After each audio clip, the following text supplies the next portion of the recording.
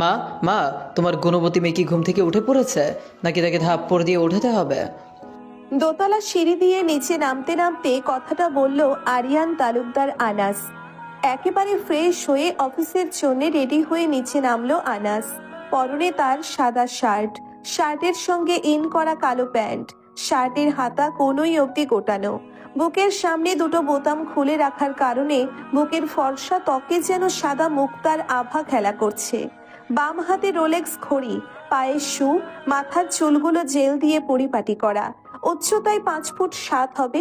টেবিলে আনাসের জন্য নাস্তা প্লেটে রাখতে রাখতে জবাব দিলেন আদিবা তালুকদার। তালুকদারের মেয়ে বাড়িতে থাকলে তো থাবড়াবি। তাকে তো তার প্রাণপ্রিয় জানসি সকাল 7টার দিকে এসে নিয়ে গেছে। কাকিমণি, তুমি কিন্তু মন্দ বলো নাই। আদিবা তালুকদার নিজের কথাটা শেষ করার আগেই খাবার টেবিলে এক কোণে নিজের নাস্তা শেষ করতে করতে বলে উঠল আদিয়ান তালুকদার আহিন। ছেলেটার বয়স কত বা হবে? এই তো জানুয়ারি 21 তারিখে 13তে পা দিল। দেখতে মাশাআল্লাহ, তবে তার ভাষ্য মতে বড়দের কথার মধ্যে তার কথা বলার জন্মগত অধিকার। বর্তমান সে তার দায়িত্ব পালন করতে ব্যস্ত। আদিবা তালুকদার বললেন। আমি আবার কি বললাম আহিন বাবা? আহিন বলল, কাকিমণি, তুমি আপুকে বললে না তালুকদারের মেয়ে? আমি ওইটার কথাই বললাম। আপু তো তালুকদারের মেয়েই।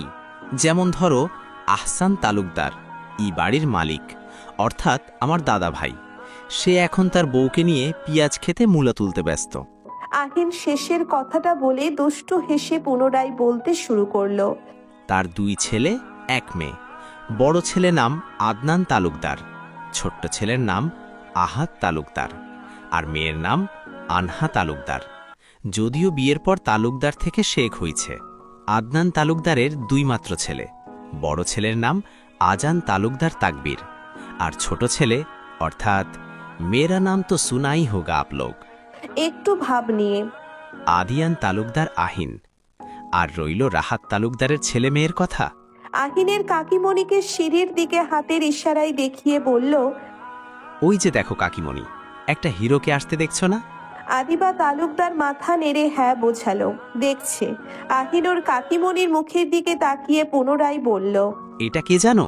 আমার চাচাতো বড় ভাই, যে কিনা পড়াশোনা শেষ করে নিজের বাবা বড় আব্বুর অফিস জয়েন করেছে, মিস্টার আরিয়ান তালুকদার আনাস।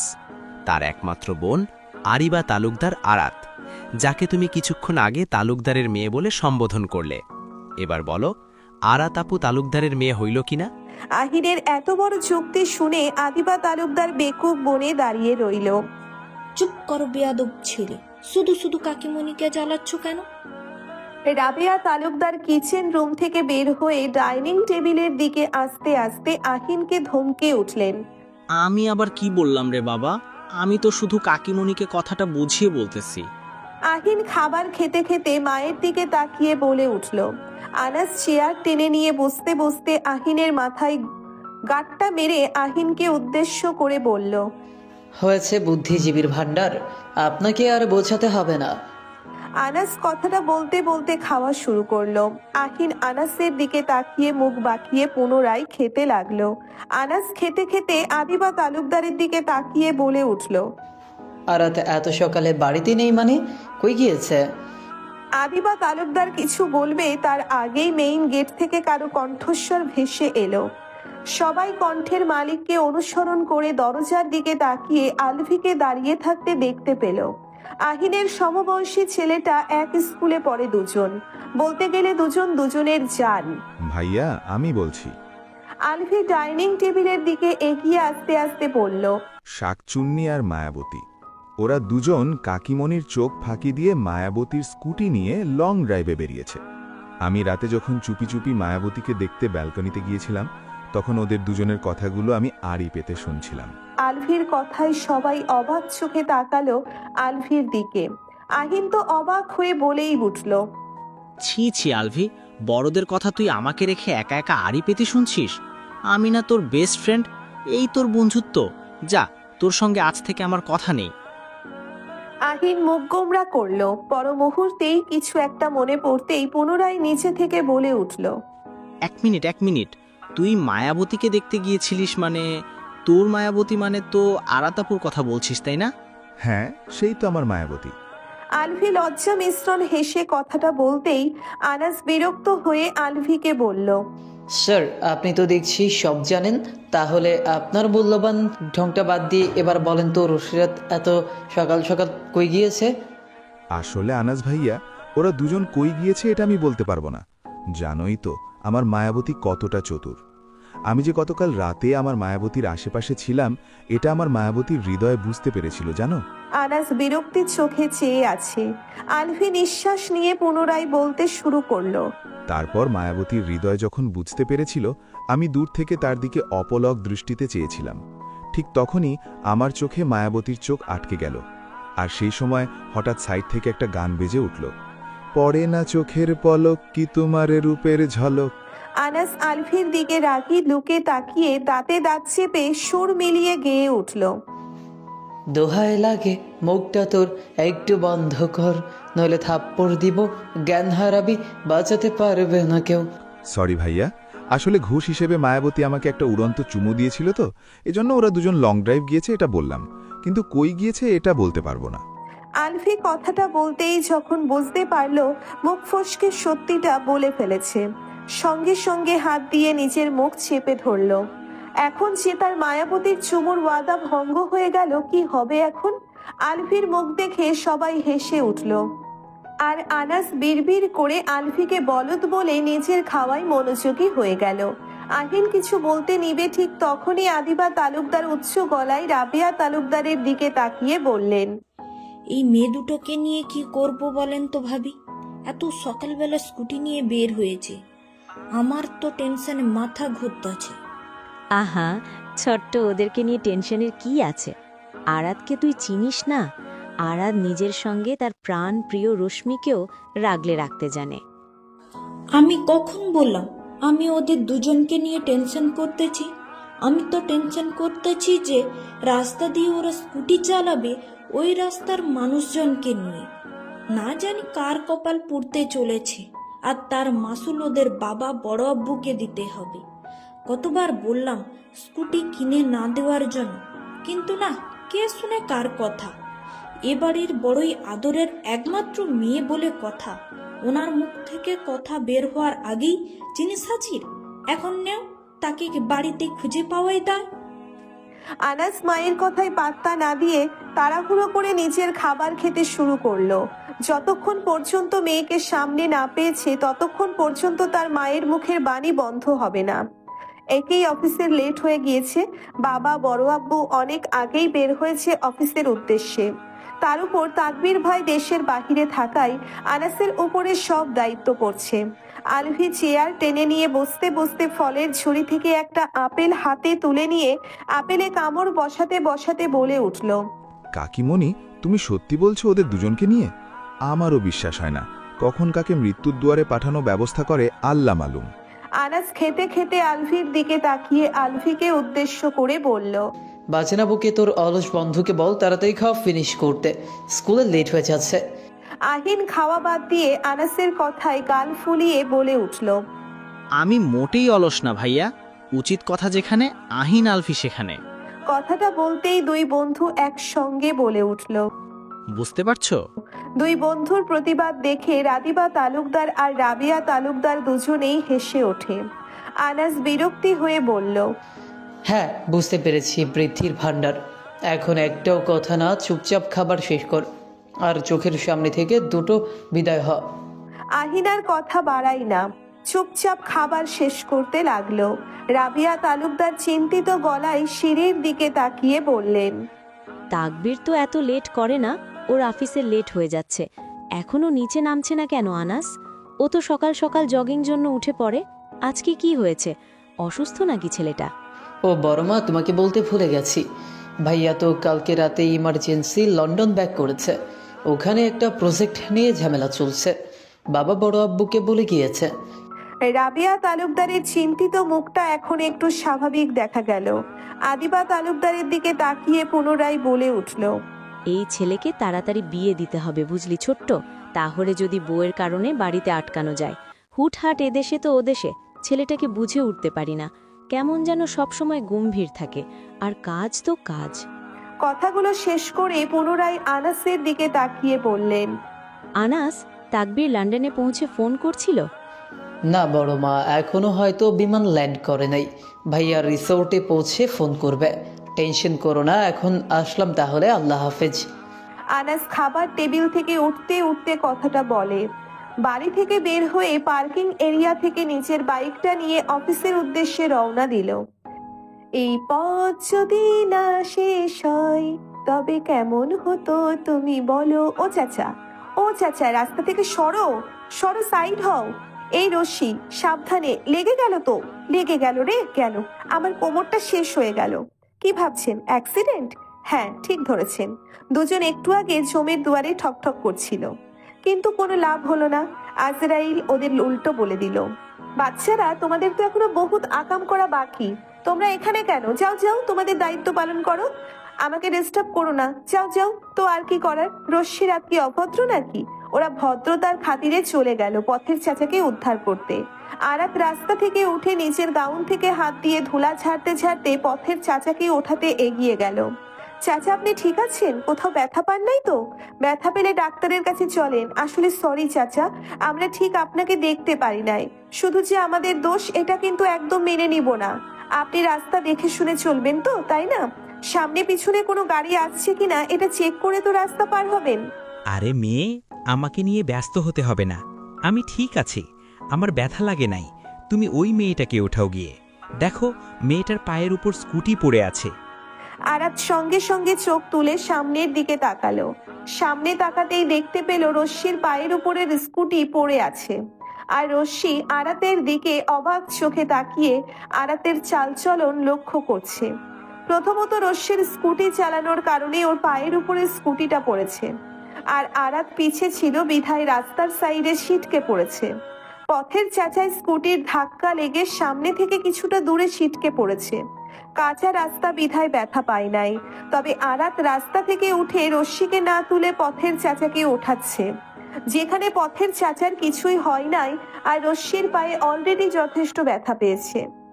আরাত রশ্মির দিকে তাকাতেই রশ্মি অসহায় ফেস করে আরাতের দিকে তাকালো। রশ্মির অসহায় ফেস দেখে যে কেউ বলে দিতে পারবে, বোন আরাত তোর দুটো পা ধরি, প্লিজ বোন আমাকে হেল্প কর, তুই এত পাষাণ কবে থেকে হইলি রে, প্লিজ হেল্প বোন প্লিজ। আরাত পথের চাচাকে ছেড়ে দিয়ে সোজা হয়ে হাতে হাত ভাঁজ করে দাঁড়ালো। মুখটা ব্যঙ্গ করে রশ্মির দিকে তাকিয়ে বলে উঠল, রশ্মি বাবু তুমি কি ব্যথা পেয়েছো? রশ্মি এবার একটু রাগ নিয়ে বলে উঠল, আরাত নাটক বাদ দিয়ে তাড়াতাড়ি আমাকে ওঠা শাকচুন্নি। রশ্মির কথায় আরাতের মুখের পরিবর্তন ঘটল। আরাত রশ্মির দিকে এগিয়ে এসে রশ্মিকে ওঠাতে পুনরায় বলে উঠল, শাকচুনি আমার নাম না, এটা তোর নাম হবে, ভুলে গিয়েছিস? তোর ভাই তেলাপোকা জবাই করে তোর নামের আকিকা করেছে, আর এসব কিছু তো তোর জন্যই হয়েছে। যদি তুই জেদ না করতি আর আমি না তোকে স্কুটি চালাতে দিতাম আর না লং ড্রাইভে বের হতাম, 12টা বাজতো। ঠোঁট বাঁকা করে কথাগুলো বলে উঠল আরাত। আরাতের কথায় মুখে রাগ নিয়ে রশ্মি বলে উঠল, আমি ব্যথা পেয়েছি আর তুই আছিস তো লং ড্রাইভ নিয়ে। তো কি করব? তোর শোকে এখন রাস্তায় গড়াগড়ি খাবো নাকি? আরাতের বাচ্চা, এখন কিন্তু বেশি বেশি হয়ে যাচ্ছে। আজব, এখানে আমার বাচ্চা কই পেলি তুই? আরাত এদিক ওদিক তাকিয়ে একটু নাটকীয় ভঙ্গিমা করে পুনরায় বলে উঠল, বল কই সে গোলামের পুত্র? আমি তাকে জিজ্ঞাসা করব। আর আব্বা কোন রাস্তার জ্যামে আটকে পড়েছে? আমার বাচ্চার আব্বা কি তার শ্বশুর আব্বার বাড়ির রাস্তা এখনো চিনতে পারছে না? নাকি আমার বাচ্চার আব্বা কিপটা তার বউকে এত শাড়ি কিনে দেওয়ার ভয়ে তার বাচ্চার আম্মুরে ঘরে তুলতে চাইছে না? এই মেয়ে, তুমি এত ফাজিল কেন? দেখছো মেয়েটা ব্যথা পেয়েছে, তাড়াতাড়ি স্কুটি উঠাইয়া ওকে নিয়ে ডাক্তার দেখাও যাও। একটার পর একটা বাজে বকে যাচ্ছ। এক নিমিষেই কত প্রকার বাজে বকলে জানো তুমি? সামনে একজন মুরব্বী মানুষ দাঁড়িয়ে, সেদিকে কোনো খেয়াল নেই, একটার পর একটা বাজে বকে যাচ্ছ। পথের চাচা কথাটা বলে রশ্মির কাছে এগিয়ে গিয়ে রশ্মির মাথায় হাত রেখে আদুরে গলায় বললেন, মামনি তুমি ঠিক আছো? জি আঙ্কেল, একদম পারফেক্ট। একটু ব্যথা পেয়েছি, ঠিক হয়ে যাবে। একটা হাসি দিয়ে বলল রশ্মি। আরাত এবার নিজের দুহাত কোমরে রেখে গাল ফুলিয়ে পথের চাচার দিকে তাকিয়ে বলে উঠল, আচ্ছা চাচা, আপনার আমাকে দেখে কোন দিক থেকে ফাজিল মনে হচ্ছে? পথের চাচা এবার রশ্মির থেকে দৃষ্টি সরিয়ে সম্পূর্ণ দৃষ্টি রাখে আরাতের উপর। মেয়েটার গায়ের রং লালতি ফর্সা, মুখটা গোলগাল, গাল ফুলিয়ে কোমরে দুহাত রাখা। মাহবুব ইসলামের হাসি পেল, কেমন যেন একদম আদর করে দিতে মন চাইল। মাহবুব ইসলামের এক নিমেষেই নিজের মেয়ে মীরার কথা মনে পড়ে গেল।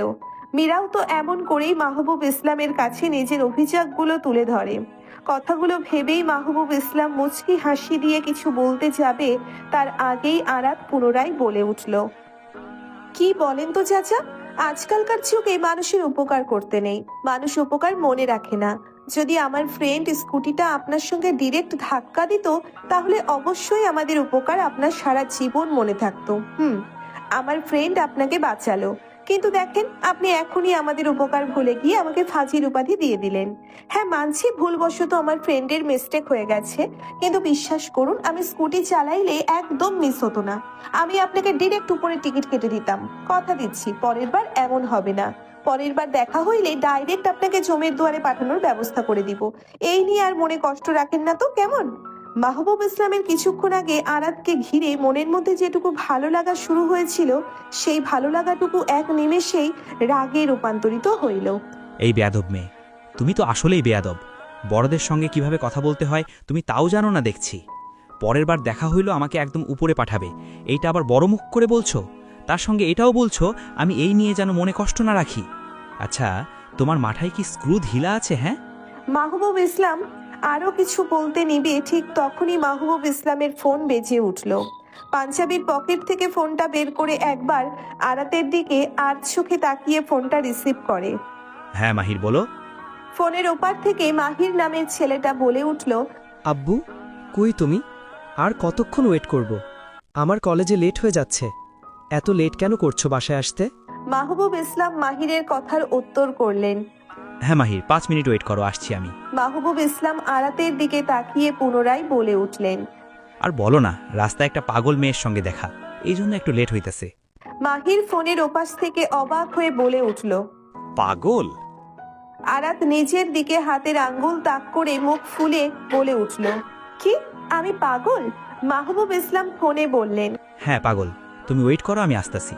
কথাটা বলেই মাহবুব ইসলাম একবার আর চোখে আরাতের দিকে তাকিয়ে তার নিজস্ব গন্তব্যের দিকে হাঁটা ধরলেন। কয়েক পা সামনে এগিয়ে গিয়ে ফোনটা কেটে পকেটে রাখতে রাখতে পিছনে তাকালেন একবার। পিছনে তাকিয়ে মাহবুব ইসলাম বিড়বিড় করে বলে উঠল, কি মেয়ে রে বাবা, আমার কানটা ঝালাপালা করে দিল 6-7 মিনিটে। আমি নিশ্চিত এই মেয়ের বাড়ির মানুষগুলোর সব কয়টা তার ছেঁড়া হবে, নয়তো এই মেয়েকে সহ্য করে কিভাবে।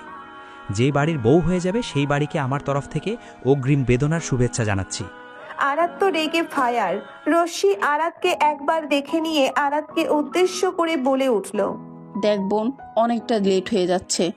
যদি কাকিমণি জানতে পারে আমরা কাউকে কিছু না জানিয়ে বের হয়ে অ্যাক্সিডেন্ট পর্যন্ত করে ফেলেছি, তাহলে আর রক্ষা নেই। আর রাগ করিস না বোন, চুপচাপ।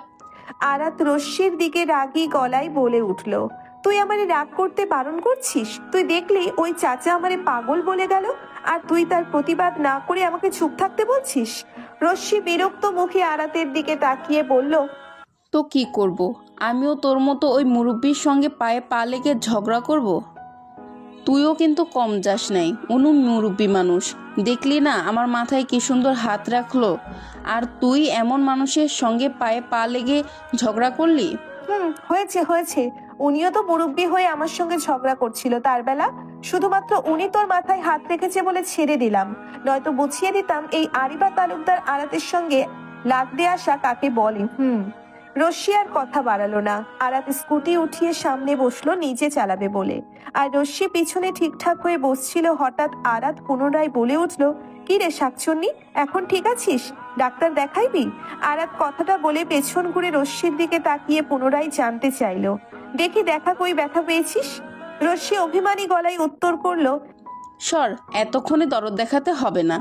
আরে রাগ করছিস কেন শাকচুন্নি?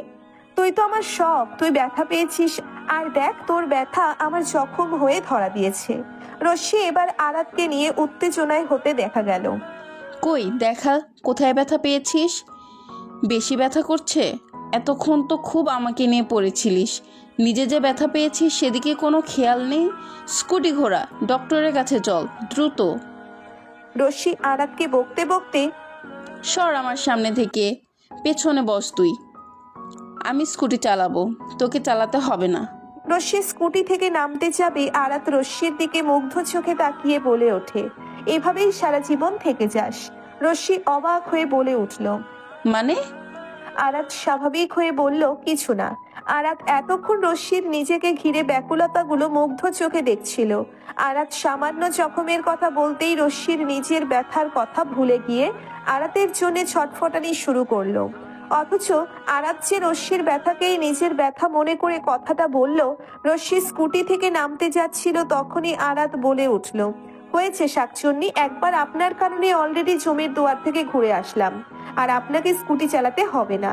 আমি ঠিক আছি, তুই পায়ে ব্যথা পেয়েছিস, এখন শুধু ঠিকঠাক হয়ে বস, তাহলেই হবে। রশ্মি মুচকি হেসে স্কুটিতে ঠিক হয়ে বসতে বসতে আরাতকে শক্ত করে জড়িয়ে ধরে বলল, আই লাভ ইউ রাত সোনা। আরাত স্কুটি চালাতে চালাতে মুচকি হাসলো, আই লাভ ইউ টু শাকচুন্নি। রশ্মি আরাতের কথায় গাল ফুলিয়ে বলল, এই তোদের দুজনের আমার এত সুন্দর নামটা চোখে পড়ে না? কত সুন্দর নাম, হৃদিতা জাহান রোশনি, কিন্তু তোরা দুজন। আমাকে কেন বলছিস? তোর মায়ের পেটের ভাইকে বল, সেই তো তেলাপোকা জবাই করে তোর নাম শাকচুন্নি রেখেছে। আমি আমার ক্রাশের কথাটা ফেলতে পারবো না, বুঝতে পারছিস তো? একমাত্র ভবিষ্যৎ জামাই বলে কথা। দুজন শব্দ করে হেসে উঠল। রশ্মি হাসতে হাসতে পুনরায় বলে উঠল, তাও ঠিক, তবে তুইও যেমন, ওই আলবিটাও এমন। তোদের বলে লাভ হবে না, আলবিকে আর কি বলবো, সে যে আমার মায়ের পেটের ভাই, অথচ দেখ সব স্বভাব তোর মতো। এই যে সারাদিন আমার পেছনে লেগেই থাকবে, আর সারাক্ষণ শুধু মায়াবতী মায়াবতী বলে মুখে ফেনা তুলবে, ফাজিল একটা। সঙ্গে কিন্তু আহিনটাও কম যায় না বল। যা বলেছিস, তবে আমার সাঙ্গপাঙ্গ তো, এজন্য ওদের প্রশংসার অভাব হবে না। ভাবনা নিয়ে ভালোভাবে স্কুটি চালা, নয়তো আবার অ্যাক্সিডেন্ট করে ফেলবি। কিছুক্ষণ আগে অ্যাক্সিডেন্ট করে আমার পায়ের অর্ধেক হায়াত কমাইছিস। তোর সঙ্গে থাকলে কবে যেন আমার ভবিষ্যৎ জামাইয়ের সামনাসামনি মুখদর্শন না করে পৃথিবীর মায়া ত্যাগ করতে হয়। রশ্মি দুষ্টু হেসে কথাগুলো বলল। আরাত রশ্মির কথাই একটু অবাক হলো। এই ফাজিল, কি বললি? আমি অ্যাক্সিডেন্ট করেছিলাম? রশ্মি মুচকি হাসি দিয়ে বলে ওঠে, তুই তো অ্যাক্সিডেন্ট করেছিলি কিছুক্ষণ আগে, স্কুটি তো তুই চালাচ্ছিলি, মনে নেই তোর? হ্যাঁ হ্যাঁ, মনে পড়েছে, আমিই তো অ্যাক্সিডেন্ট করছিলাম। বলেই দুজন একসঙ্গে শব্দ করে হেসে উঠল। 1000 লাইক হলে প্রতিদিন একটা করে পর্ব আসবে। আদিল দরজায় করাঘাত নেড়ে বলল, may I come in sir? 2 সেকেন্ডের মাথায় রুমের ভেতর থেকে একটা গম্ভীর কণ্ঠ ভেসে এলো, কাম। আদিল দরজা ঠেলে ভেতরে প্রবেশ করে। সামনের দিকে তাকাতেই হা হয়ে দাঁড়িয়ে পড়ল নিজ জায়গায়। এই প্রথম আদিল 25 বছরের যুবক হয়ে কারো উপর ক্রাশ খাইল, তাও ক্রাশটা মেয়ের উপর হইলে মানা যেত। একটা ছেলে হয়ে আর একটা ছেলের উপর ক্রাশ খাইল। কথাটা হাস্যকর শুনতে হইলেও আদিলের কাছে এটা স্বাভাবিক, কারণ আজান তালুকদার তাকবীর পুরুষটাই এমন। এই যে আদিলের সামনে খালি গঠনে এক হাত দিয়ে মাথার ভেজা চুলগুলো তোয়ালে দ্বারা মুছতে মুছতে মাথাটা পিছনে ঘুরিয়ে মুখে প্রশ্নবোধক চাহনি নিয়ে ভ্রু কুঁচকে আদিলের দিকে তাকালো ব্ল্যাক ট্রাউজার পরিহিত পুরুষটা। ফর্সা শরীরে বিন্দু বিন্দু পানির কণাগুলো যেন সৌন্দর্য কয়েক গুণ বেড়ে দিয়েছে। এমন না আদিল আজকে প্রথম দেখছে তার স্যারকে। হ্যাঁ দেখেছে তো, তবে কোট প্যান্ট পরিহিত গোছানো তাকবীরকে। তাকবীর মাত্র শাওয়ার নিয়ে ওয়াশরুম থেকে বের হইতে দরজা করাঘাতের শব্দে দরজার দিকে তাকালো তাকবীর। আদিলকে দরজার সামনে নিজের দিকে হা হয়ে দাঁড়িয়ে থাকতে দেখে তাকবীর মুখে প্রশ্নবোধক চাহনি নিয়েই গায়ে সাদা টি শার্ট জড়িয়ে নিতে নিতে ইশারায় হঠাৎ তাকবীরের কথায় আদিল নিজের ভাবনা থেকে বেরিয়ে এসে থতমত খেয়ে বলে উঠল, সরি স্যার। ঠিক সেই সময় ফোনের ওপাশ থেকে আনাসের কণ্ঠ শোনা গেল। আনাস বলে উঠল, আমাকে শুনতে পাচ্ছিস আদিল? কথা বলছিস না কেন? হ্যাঁ ভাই, শুনতে পারছি। কথাটা বলেই নিজের হাতে রাখা ফোনটা তাকবীরের দিকে এগিয়ে দিতে দিতে স্যার আপনার ফোন। আনাস ভাই ফোনের ওপারে রয়েছে। আপনাকে লাইনে না পাওয়ায় আমাকে ফোন দিয়ে বলল আপনার কাছে ফোনটা পৌঁছে দেওয়ার জন্য। তাকবীর আদিলের দিকে একবার আধ চোখে তাকিয়ে ফোনটা হাতে নিয়ে কানে ধরতেই ফোনের ওপার থেকে আনাসের কথা ভেসে এলো। আসসালামু আলাইকুম ও রহমতুল্লাহ। ওয়া আলাইকুম সালাম ওয়া রহমাতুল্লাহ। সালামের উত্তর পেতেই আনাস পুনরায় বলে উঠল, ভাইয়া everything is fine? Yeah. Dinner করেছ? No, anything else? No. Okay, আল্লাহ হাফেজ। তাকবীর ফোনটা কেটে দিয়ে আদিলের দিকে ফোনটা এগিয়ে দিতে দিতে গম্ভীর গলায় বলল, মিটিং কয় টাইম? জি স্যার, দুপুর 2টা নাগাদ। ওকে। তাকবীর বেডসাইড থেকে ল্যাপটপটা নিয়ে বিছানায় বসে ল্যাপটপে মনোযোগী হয়ে গেল। আদিল বুঝতে পারলো না ওর কি এখন যাওয়া উচিত নাকি চুপচাপ দাঁড়িয়ে থাকবে। স্যার তো কিছু বলছে না। আদিলকে চুপচাপ দাঁড়িয়ে থাকতে দেখে তাকবীর ল্যাপটপে চোখ রেখেই বলে উঠল। Any problem?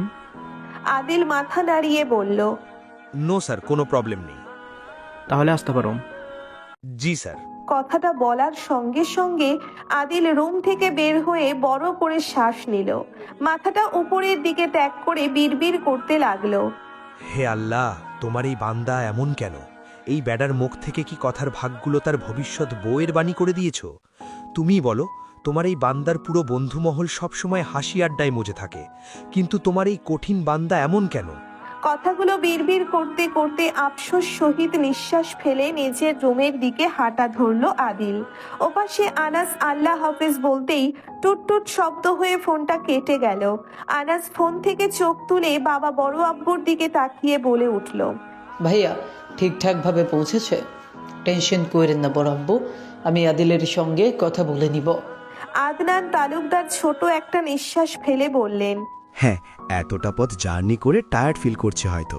চলো বাড়িতে যাওয়া যাক, বাড়িতে গিয়ে ভিডিও কলে কথা বলা যাবে। আদনান তালুকদার কথাগুলো বলে ছোট ভাইয়ের দিকে তাকিয়ে পুনরায় বলে উঠল, আহাদ, গাড়ি পার্কিং থেকে বের কর। কথাটা বলেই আদনান তালুকদার আনাসের কেবিন থেকে বেরিয়ে গেলেন। আহাদ তালুকদার ঠিক আছে ভাইয়া বলে নিজের ছেলের দিকে তাকিয়ে জিজ্ঞেস করলো, বাড়িতে ফিরবে না এখন? আনাস বাবার দিকে তাকিয়ে বলে উঠল, আমার বাড়িতে ফিরতে লেট হবে বাবা। আশিক, হাবিব ওদের সঙ্গে একটু দেখা করব, আমার জন্য ওয়েট করছে ওরা। আপনি বড় আব্বুকে নিয়ে সাবধানে বাড়িতে যাবেন। আহাদ তালুকদার অফিস রুম থেকে বের হতে হতে আনাসের উদ্দেশ্যে বলল, অনেক রাত হয়ে গিয়েছে, তাড়াতাড়ি বাড়িতে ফেরার চেষ্টা করবে। কথাটা বলে আহাদ তালুকদার চলে গেলেন। আনাস ডয়ার থেকে বাইকের চাবি নিয়ে সেও চলল নিজ গন্তব্যে। আনাসের বাইক এসে থামলো একটা রেস্টুরেন্টের সামনে। আনাস নিজের চোখ থেকে সানগ্লাসটা খুলে খোলা বুকে ঝুলিয়ে রাখলো। বাইক থেকে নেমে বাইকের চাবিটা হাতে নিয়ে ঘোরাতে ঘোরাতে রেস্টুরেন্টের ভেতরের দিকে এগিয়ে গেল। আনাস রেস্তোরাঁর ভেতরে গিয়ে চারিদিকে চোখ বোলাতে চোখে পড়ল রেস্তোরাঁর এক কোণার দিকে হাব্বি টেবিলে বসে একটা কফির সামনে নিয়ে নিজের ফোন ঘাটাঘাটি করছে, আর আশিক টেবিলের উপরে বসে পা দুটো ঝুলিয়ে রেখে ফোনে কথা বলতে ব্যস্ত। আনাস ধীর পায়ে সেদিকে এগিয়ে গিয়ে একটা চেয়ার টেনে বসে পড়ল। শরীরটা চেয়ারের সঙ্গে এলিয়ে দিয়ে বলল, এক কাপ কফি অর্ডার দে ভাই, খুব টায়ার্ড লাগছে। আশিক ফোনে কথা বলতে বলতে একবার আনাসের দিকে আর চোখে তাকিয়ে পুনরায় ফোনে কথা বলায় মগ্ন হয়ে গেল। আর হাব্বি ফোন থেকে চোখ তুলে আনাসের দিকে একবার দেখল, মুখ ঘুরিয়ে ওয়েটারকে ডেকে কফি অর্ডার দিয়ে পুনরায় চোখ ঘুরিয়ে আনাসের দিকে তাকালো। মুখে একটু বিরক্তি ভাব ফুটিয়ে তুলে বলল হাবিব, কতক্ষণ থেকে ওয়েট করছি তোর জন্য। তোর আসার কথা ছিল 9টায়, আর তুই আসলি 10:30টায়। আমি কফিটা শেষ করে বের হতাম এখন।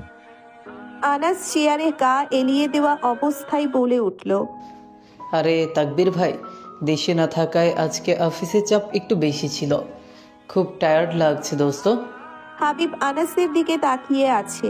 ওয়েটার কফি দিয়ে গেল। আনাস সোজা হয়ে বসতে বসতে বলে উঠল, কফিটা শেষ করে বাড়িতে ফিরব।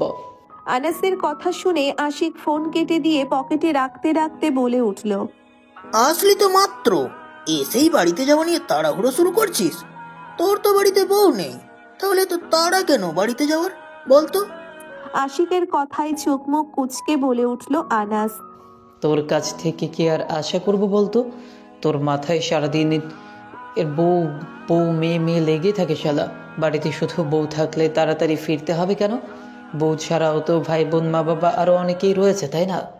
আনাসের কথায় আশিক পুনরায় বলে উঠল, হ্যাঁ, অনেকেই আসে তো, কিন্তু সেগুলো তো তোর চোখে পড়বে না।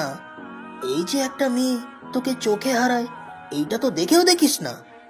আমার এমন একটা কিউটি কাজিন থাকলে কবেই পটে নিতাম। হায়, মেয়েটা কত কিউট রে।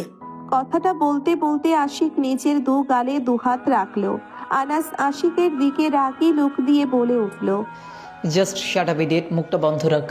তোর মুখ দিয়ে এরা নাম উচ্চারণ হইলে মুখের জায়গায় মুখ থাকবে না, বলে দিলাম।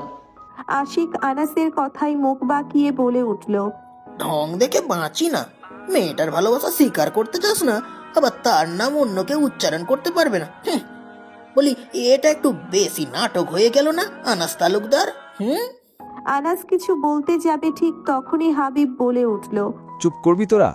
সে কখন থেকে একটার পর একটা বাজে বকে যাচ্ছিস দুজন। এই আনাস, তাকবীর কবে আসবে রে দেশে? নট শিওর, মেবি 5-6 দিন লাগবে ওইদিকে সব কিছু সামাল দিতে।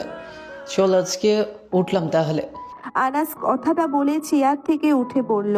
হাবিব আনাসকে উঠতে দেখে বলল, মাত্রই তো আসলি, অন্তত কফিটা শেষ কর।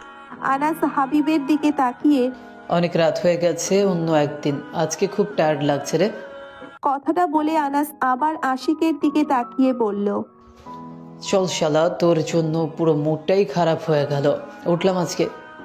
আশিক আনাসের কথাই বলে উঠল, সেম টু, সালা মুডের খালাম্মা করে দিলি। বাড়িতে গিয়ে মুড ফিরিয়ে আনতে হবে। আশিক কথাটা বলেই দুষ্টু একটা হাসি দিল। সঙ্গে সঙ্গে আনাস আশিকের বুকে একটা ঘুষি দিয়ে বলে উঠল, শালা তুই আর ভালো হবি না, তোর মুড সুইং মানেই তো মেয়েদের সঙ্গে ফ্ল্যাট করা। কথাটা বলেই তিন বন্ধু একসঙ্গে হেসে উঠল। আরো কিছুক্ষণ আড্ডা বিদায় দিয়ে তিন বন্ধু যে যার মতো নিজ নিজ গন্তব্যের দিকে ফিরল।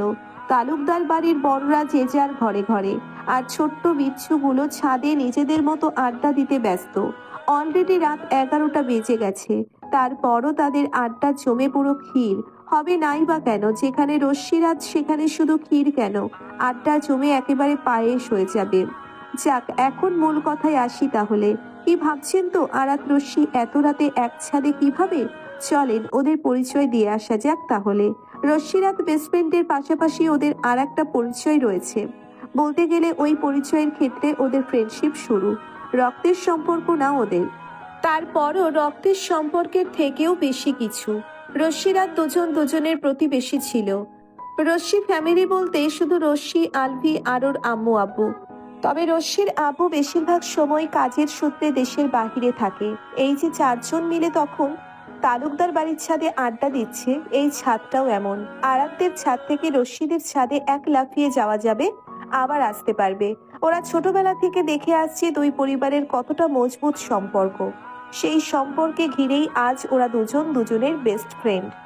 রশ্মি ছাদের মেঝেতে পা দুটো মেলিয়ে দিয়ে বসে আকাশের দিকে তাকিয়ে আছে, আর আরাত রশ্মির পায়ে মাথা দিয়ে ছাদের মেঝেতে শুয়ে আকাশের দিকে তাকিয়ে গুনগুন করছে। আহিন, আলভি ওরা দুজন আকাশের দিকে তাকিয়ে তারা গুনছে। কে কতটা হিসাব করতে পারে এটা নিয়ে দুজনের মধ্যে প্রতিযোগিতা চলছে। হঠাৎ আরাত রশ্মির পা থেকে উঠে সোজা হয়ে বসে বলে উঠল, ভূতের গল্প শুনবি তোরা? আরাত কথাটা বলতেই আলভি, আহিন দুজনেই আরাতের দিকে তাকিয়ে বলে উঠল, বলো বলো আপু, আমরা শুনবো। আর আলভি আরাতের দিকে একটু চাপে বসতে বসতে বলে উঠল, মায়াবতী, আমাকে তোমার পাশেই রাখো কেমন, নয়তো তুমি ভয় পাবে। আরাত মুখটা বাঁকা করে বলে উঠল, আসছে সাহসী রাজ্যের রাজা। সর, দূরে চাপ, একদম আমার শরীরের সঙ্গে নিজেকে চাপটে নেওয়ার চেষ্টা করবি না। সত্যিটা বললেই হয়। নিজে ভয় পাবি এজন্য আমার সঙ্গে চিপকাতে চাইছিস? ভিতুর আন্ডা একটা, সর সর, দূরে সর। কথাগুলো বলে আলভিকে হাতের ইশারায় দূরে সরতে সরতে বলতো আরাত। আরাতের কথায় রশ্মি এবার ফিক করে হেসে দিল, আর আহিন বলে উঠল, প্লিজ আপু, তুমি গল্প শুরু করো, আলভিকে আমার সঙ্গে রাখবো। তুমি ওই ভোরের আন্ডাকে নিয়ে কথা বলে সময় নষ্ট করো না তো আর। আহিন কথা বলতে বলতে রশ্মির দিকে একটু চেপে বসলো। আলভিকে ওরা বাপাসে জায়গা করে দিতে দিতে বলে উঠল, এই আলভি, আমার পাশে বস, তাহলে আর ভয় পাবি না। বস বস। আহিনের কাজ দেখে রশ্মি নিজের ভ্রু নাচিয়ে বলে উঠল, বাপ্পা, আজকে নিজেকে খুব সাহসী প্রমাণ করেছিস রে আহিন। এবার তোর মতলবটা কি বলতো? হুম। রশ্মির কথায় আরাত মুখে একটা বাঁকা হাসি টেনে রশ্মির কথাই উত্তর করলো, দেখছিস না ও তোর সঙ্গে কিভাবে চিপকে আছে? আলভি ওর পাশে বসবে, তাহলেও তোদের দুজনেই মাঝখানে হবে। এজন্য বিচ্ছুর সাহসী ভান্ডার উপস্থিত হয়েছে, বুঝোস না? আহিন আরাতের কথাই এবার একটু ভাব নিয়ে বলল, দেখো আপু, সব জায়গায় সব সময় সত্যি কথা বলতে হয় না। এবার শুরু করো তো, অনেক লেট হয়ে যাচ্ছে। আমার আবার সকালবেলা ঘুম থেকে উঠতে লেট হয়ে যাবে। আহিন নিজের পাশে আলভির হাত টেনে নিয়ে বসালো। আলভি আহিনকে মুখ বাঁকিয়ে আরাতের দিকে তাকিয়ে বলে উঠল, হ্যাঁ মায়াবতী, তুমি শুরু করো। আরাত তিনজনের মুখের দিকে তাকিয়ে একটু ভাবুক হয়ে বলে উঠল, ভূতের গল্প বলবো তা ঠিক আছে, কিন্তু ভূত বলতে আসলে কি কিছু আছে এই দুনিয়াতে? আহিন আলভি একসঙ্গে দুজনের মুখ চাওয়াচাই করে বলে উঠল। মানে? আরাত যেন এবার ভণ্ডামি করার সুযোগ হাতে পেয়ে গেল। মুখটা সিরিয়াস করার ভান ধরে বলে উঠল, শোন তাহলে, তোরা নিশ্চয়ই ভূতের মুভি দেখছিস। আলভি আহিন একসঙ্গে মাথা নাড়িয়ে বোঝায়, দেখছি। আর রশ্মি আরাতের দিকে বিরক্তি চোখে তাকিয়ে রইল।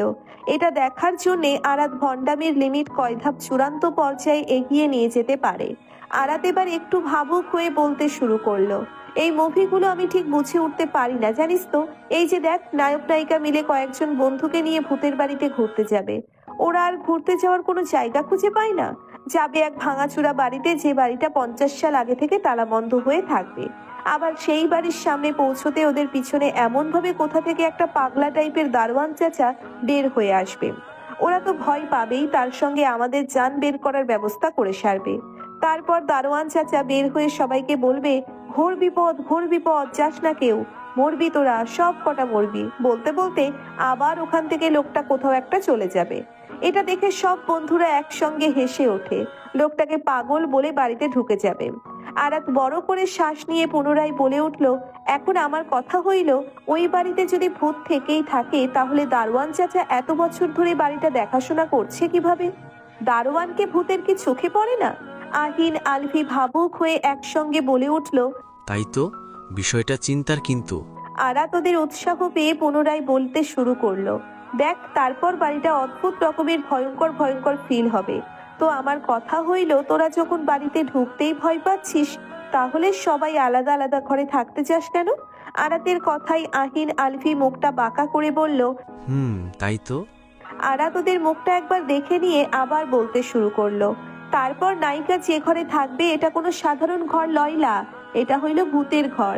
নায়িকা বিছানা থেকে জানালার দিকে তাকাবে, দেখতে পাবে কেউ একজন বাহিরের দিকে একা একা হেঁটে যাচ্ছে। এটা দেখে নায়িকা আবার পাকনামি করে একটা মোমবাতি জ্বালিয়ে নিয়ে ওই ভূতের পিছে পিছে হাঁটা ধরবে, আর ভয়ে ভয়ে বলবে, কে কে কে ওখানে, কথা বলছো না কেন? আরে মাইয়া, এটা ভূত। এখন ভূত কি এসে বলবে, hi madam, my name is Chural? আজব পাবলিক কোথাকার। উফ! আরাত একটা বিরক্তি নিঃশ্বাস ফেলে কথাগুলো বলল। আহির আরাতের কথাই বলে উঠল, হ্যাঁ আপু, তারপর মেয়েটার ডাকে যখন ভূত সাড়া দিবে না, তখন মেয়েটা লাফ দিয়ে চিৎকার শুরু করবে, ভূত ভূত ভূত। শালি, তুই যখন জানো সেটা ভূত, তাহলে ভূতের পিছে পিছে আসলি কোন দুঃখে, তাই না আপু? আরাত আহিনের কথায় দুহাতে শব্দ করে তালি দিয়ে শব্দ করলো। নিজেকে ঠিকঠাক করে নিয়ে হাতের আঙ্গুল নিয়ে চুটকি বাজিয়ে বলল, সেইটাই তো। তারপর সব ছেলেরা এসে বলবে, কি হয়েছে রে মধুরমা, চিল্লাস কেন? আরে ভাই, হেঁটে ভূত ভূত করছে। তারপরও শুনতে পারস না বেরির হয়েছে কি? তারপর আবার নায়িকা হাত দিয়ে ইশারা করে বলবে, ভূত ভূত। নায়িকার কথা শুনে সবাই হাসাহাসি করবে নায়িকাকে নিয়ে। তুই ভুল দেখেছিস রে মধুরমা, কোনো বিড়াল হবে হয়তো। কথাটা বলেই হাসতে হাসতে আলাদা আলাদা ঘরে যে যার মতো চলে যাবে। কেন ভাই, তোদের এক ঘরে থাকতে সমস্যা কি? তোরা আসছিস ঘুরতে, তোরা সবগুলো এক রুমে থাকবি তা না? রাত কয়টা বাজে জানতে পারি? আরাতের কথা বলার মধ্যেই হঠাৎ ছাদের দরজা থেকে কারো কণ্ঠ ভেসে আসলো। চারজন একই সঙ্গে মাথাটা ঘুরিয়ে সিঁড়ির দরজার দিকে তাকালো। আনাস ছাদের দরজার সঙ্গে হেলান দিয়ে বুকের সঙ্গে দুহাত ভাঁজ করে জিজ্ঞাসু দৃষ্টিতে তাকিয়ে আছে ওদের দিকে। আমাদের সঙ্গে ফোন নেই ভাইয়া, ঘরে রেখে আছি, বলতে পারলাম না, তুমি কষ্ট করে চেক করে নাও কয়টা বাজে। আরাত কথাটা বলেই একটু অবাক হয়ে পুনরায় বলে উঠল, শুধুমাত্র রাত কয়টা বাজে জানার জন্য ছাদে এসেছো ভাইয়া? আরাত বসা থেকে দাঁড়িয়ে আনাসের কাছে এগিয়ে গিয়ে হাতের ইশারায় বলল, আরে ভাইয়া, তোমার হাতে তো ফোন দেখছি, তোমার কত ভোলা মন দেখো।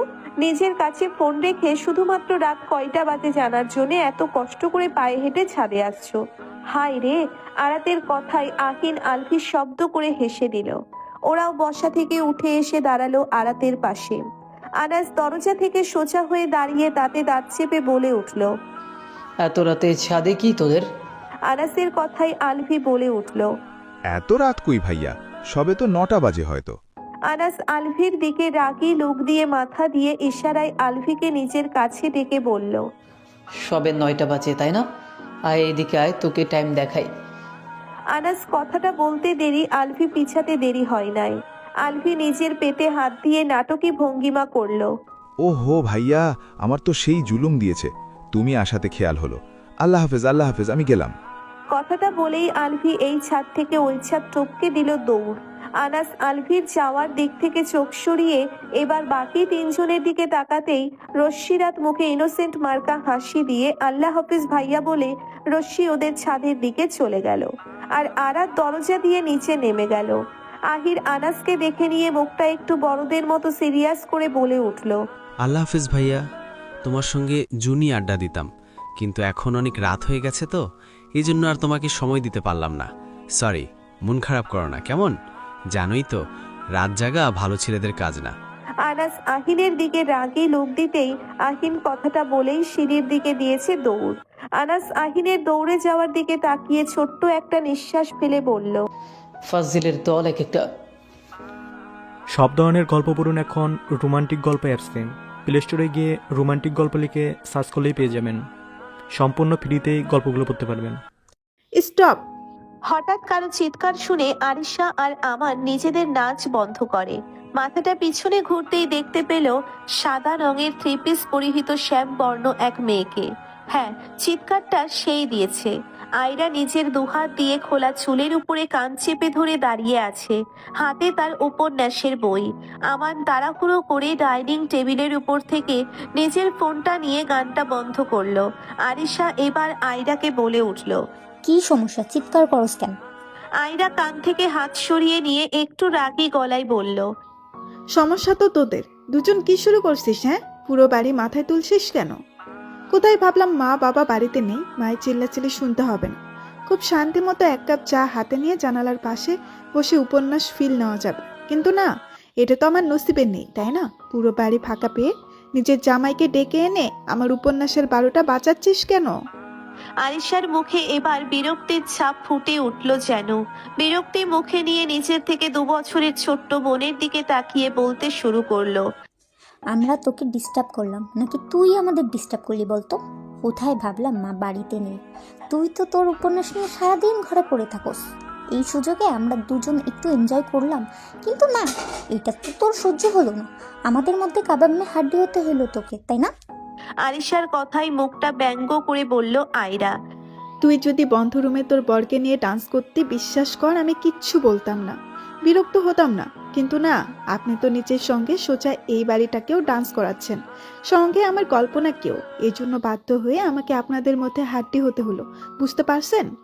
আয়রার কথায় আরিশা একটু রাগ নিয়ে বলে উঠল, তুই যখন রুমের দরজা বন্ধ করে উপন্যাস পড়স নাকি কল্পনার কাউকে নিয়ে ডুবে মারস, আমি দেখতে যাই নাকি? হ্যাঁ, তাহলে আমাদের মধ্যে তুই আসবি কেন? হঠাৎ আমানের চিৎকারে 2 বোন একেবারে চুপ হয়ে গেল। আমান ওদের দুজনকে চুপচাপ দাঁড়াতে দেখে এবার নিজেই বলতে শুরু করলো, তোমরা দুজন কি শুরু করছো? হ্যাঁ, কেউ কারো থেকে কম যায় না। বাবা রে বাবা!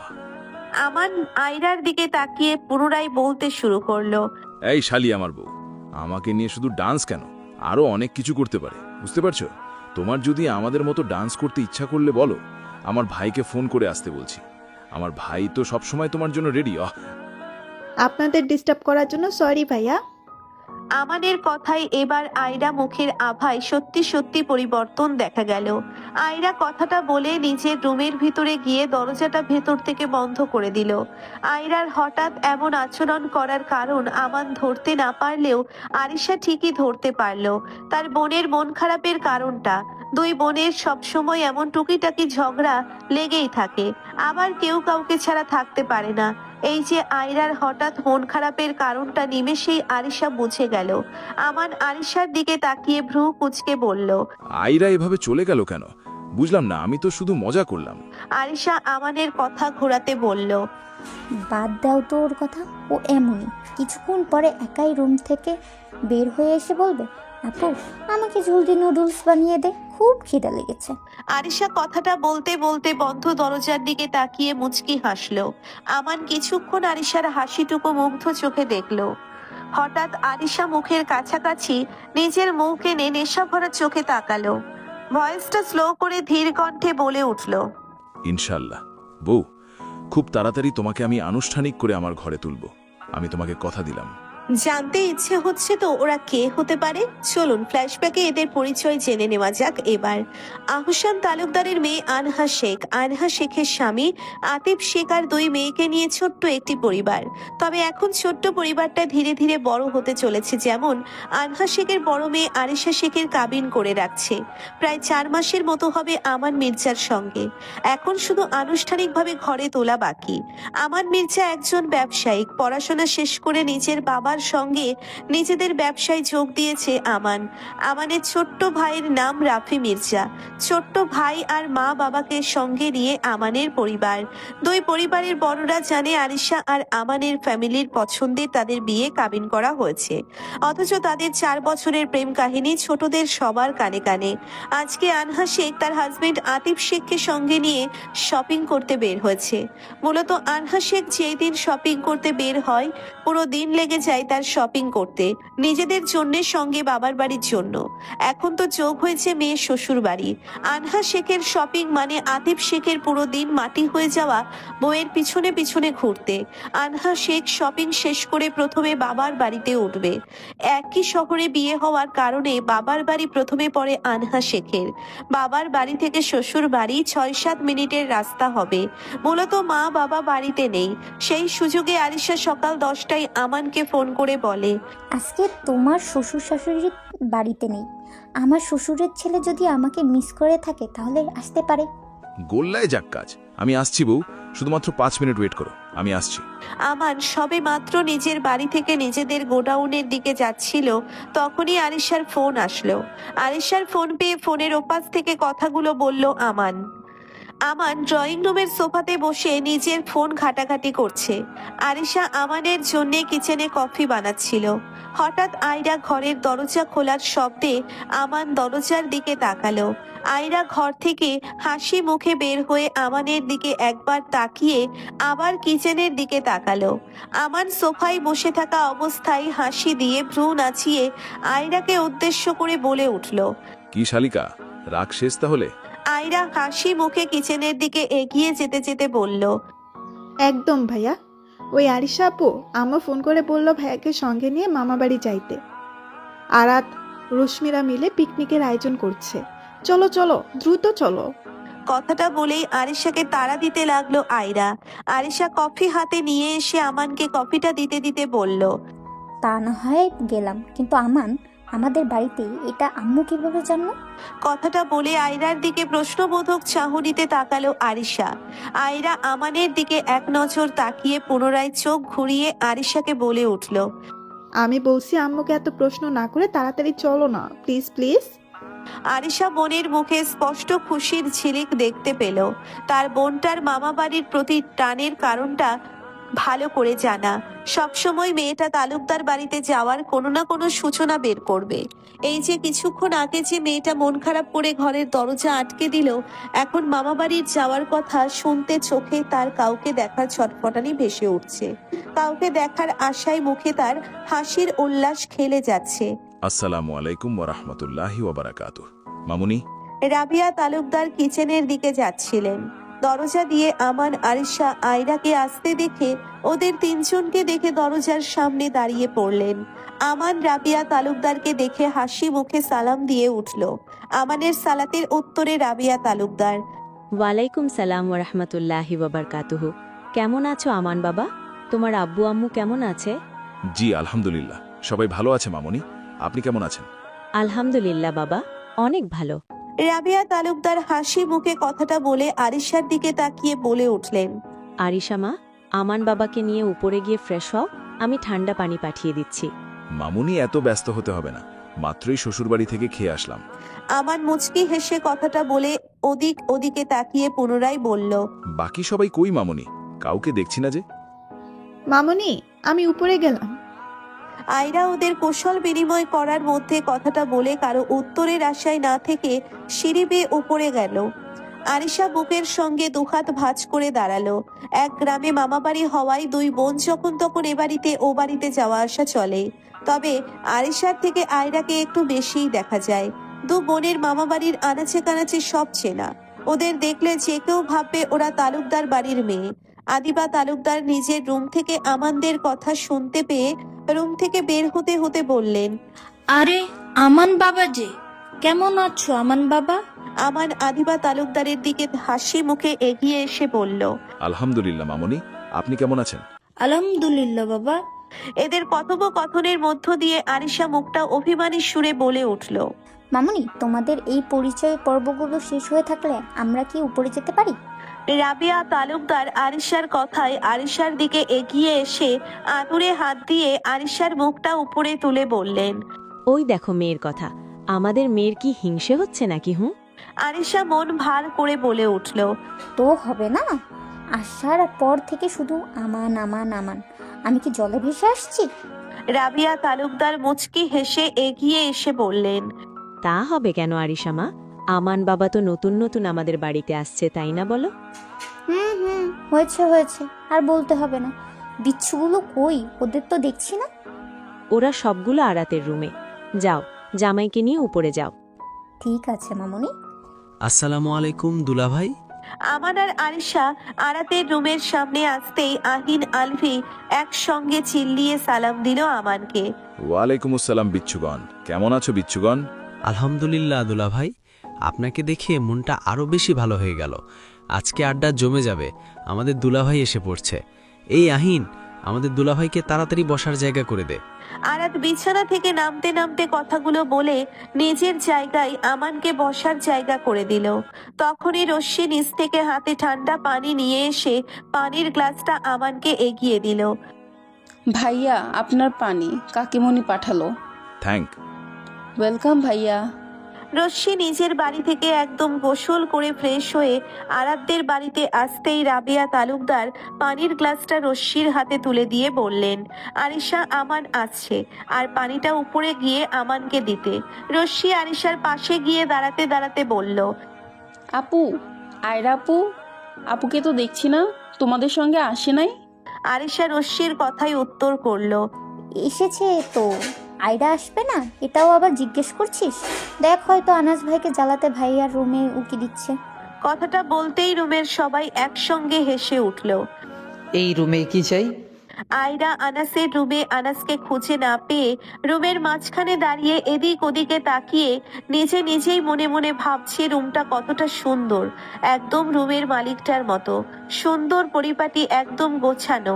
আজকবি কথাগুলো ভেবে মুখটা বেঁকে মনে মনে পুনরায় বলে উঠল, মানুষের রুম সুন্দর হয়ে কি হবে? যে ছেলে একটা মেয়ের চোখের ভাষা বুঝতে পারে না, সে আর কিসের গুছানো? কথাগুলো ভাবনার মধ্যে হঠাৎ পুরুষালী কণ্ঠ কানে পড়তেই আয়রা হকচকিয়ে উঠল। ভয়েস শুনে চিনে ফেলল কণ্ঠের মালিক কে হতে পারে। আয়রার মুখে নিমেষেই হাসি ফুটে উঠল। হাসি মুখ নিয়ে পিছনে ফিরতে দেখলো আনাস বিরক্ত মুখে প্রশ্নবোধক চাহনিতে তাকিয়ে আছে আয়রার দিকে। আনাসের পাশাপাশি পিঠে গিটার নিয়ে আশিক দাঁড়িয়ে, ওদের থেকে কিছুটা দূরে হাবিব দাঁড়িয়ে। আনাস পুনরায় বলে উঠল, কি হলো, এই রুমে কেন এসেছিস?